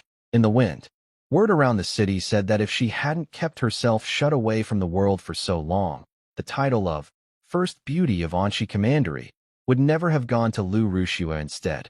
10 years back, a young scholar caught one glimpse of her and was so struck he composed lines comparing her to a beauty unforgettable, impossible to stop thinking of even for a single day. That moment alone had drawn the attention of countless young men from noble and wealthy families across the region. But 3 different fiancés of hers had all died unexpectedly, one after another, earning her a reputation as bad luck for husbands. So at 28, she remained unmarried, a fact the whole city still gossiped about. That's him. General Wang Hu. Qin Waning confirmed, nodding. Understood. Go on, brother, you've got things to do, she said, eyes flickering, with a small nod. Thank you for handling this, he said, and hurried off toward the camp. Yenner, tell the kitchen and the tea house to prepare the finest feast they can, and quickly, Qin Wenyang told her maid. Yes, miss, Yenner said, bowing and rushing off toward the kitchens. This General Wang Hu. He must be quite something physically, Qin Wenyang murmured, a flicker of something thoughtful crossing her eyes as she touched her own smooth cheek, seeming to settle on some private decision. That evening, at the governor's residence, the grand banquet hall blazed with candlelight, every seat filled. Besides me, Qin Waning, Zheng Yuanshan, Xiaoyu, Zhang Dashan, and the other officials, the rest of the guests, were mostly notable figures of Anshi Commandery. Men like Lu Qingshan from the old military Lu family, and Shen Sanqian, head of the city's largest grain merchant house. Once everyone settled in, soft music drifted through the hall, and 9 graceful dancers in feathered robes and colorful skirts entered and began moving to the rhythm at the center of the room. Everyone, let's raise a toast together, in thanks to General Wang for driving the Hu invaders out of our commandery, Qin Waning said, seated beside me at the head table, lifting his cup. Thank you all, I said, smiling, and drank with the rest of the room.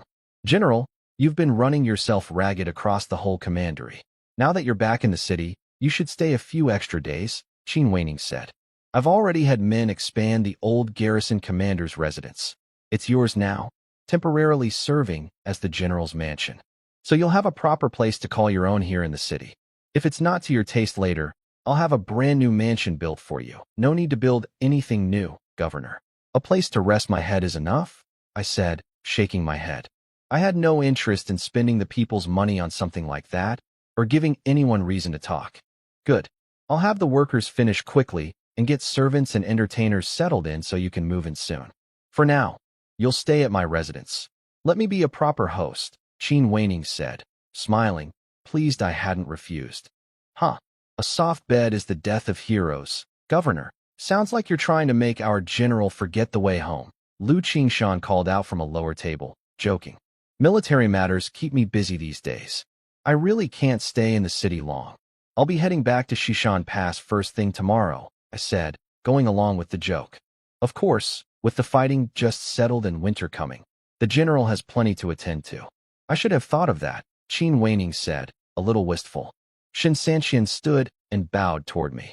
General, I am Shen Sanqian of the Shun Grain House. I've long heard of your remarkable feats, and it's an honor to finally meet you in person. Governor Qin told me about you, that you opened your granaries to help the refugees during the siege. Good work, I said, eyes steady. Starting next month, your grain house will supply all the food for the Northern Pacification Army. Thank you, General. The Shen family will follow your lead from now on, and we won't let you down, Shen Sanqian said, bowing low, full of surprised delight. As long as all of you truly care about this commandery, I'll make sure none of you regret it. Let's work together and make Anshi thrive, I said, raising my cup to the room. Don't worry, General. We'll stand united, and we won't let you down, Qin Wenyang said, speaking for the group. Good. Let's drink to it. I laughed and drained my cup. A few rounds of drinks and dishes later, the hall had loosened up, conversation flowing easily, everyone in good spirits. The music shifted from the full ensemble to a single zither, and the 9 dancers filed out, replaced by a single woman in palace dress, her face hidden behind a white veil. She had a full, graceful figure, her hair piled high, and as she danced, the golden ornaments in her hair swayed and caught the light. Qin Wenyang, somewhere between drunk and sober, suddenly froze, staring at the dancer. Something about her felt deeply familiar, especially her eyes, carrying that same faint touch of sadness he knew so well. What is it, Governor? I asked, caught up in watching the dancer myself. Her slim waist, her full figure, the graceful curve as she moved, those soft, watery eyes. I felt my throat go a little dry, if I'm honest. Nothing. Must be the wine, Qin Wenyang said, shaking his head. It's getting late, Governor. Maybe you should rest. I think I'll turn in myself, I said, stretching and yawning. Good idea. I'll have someone prepare a bath and a room for you, General. We'll share breakfast in the morning, Qin Wenyang said, nodding.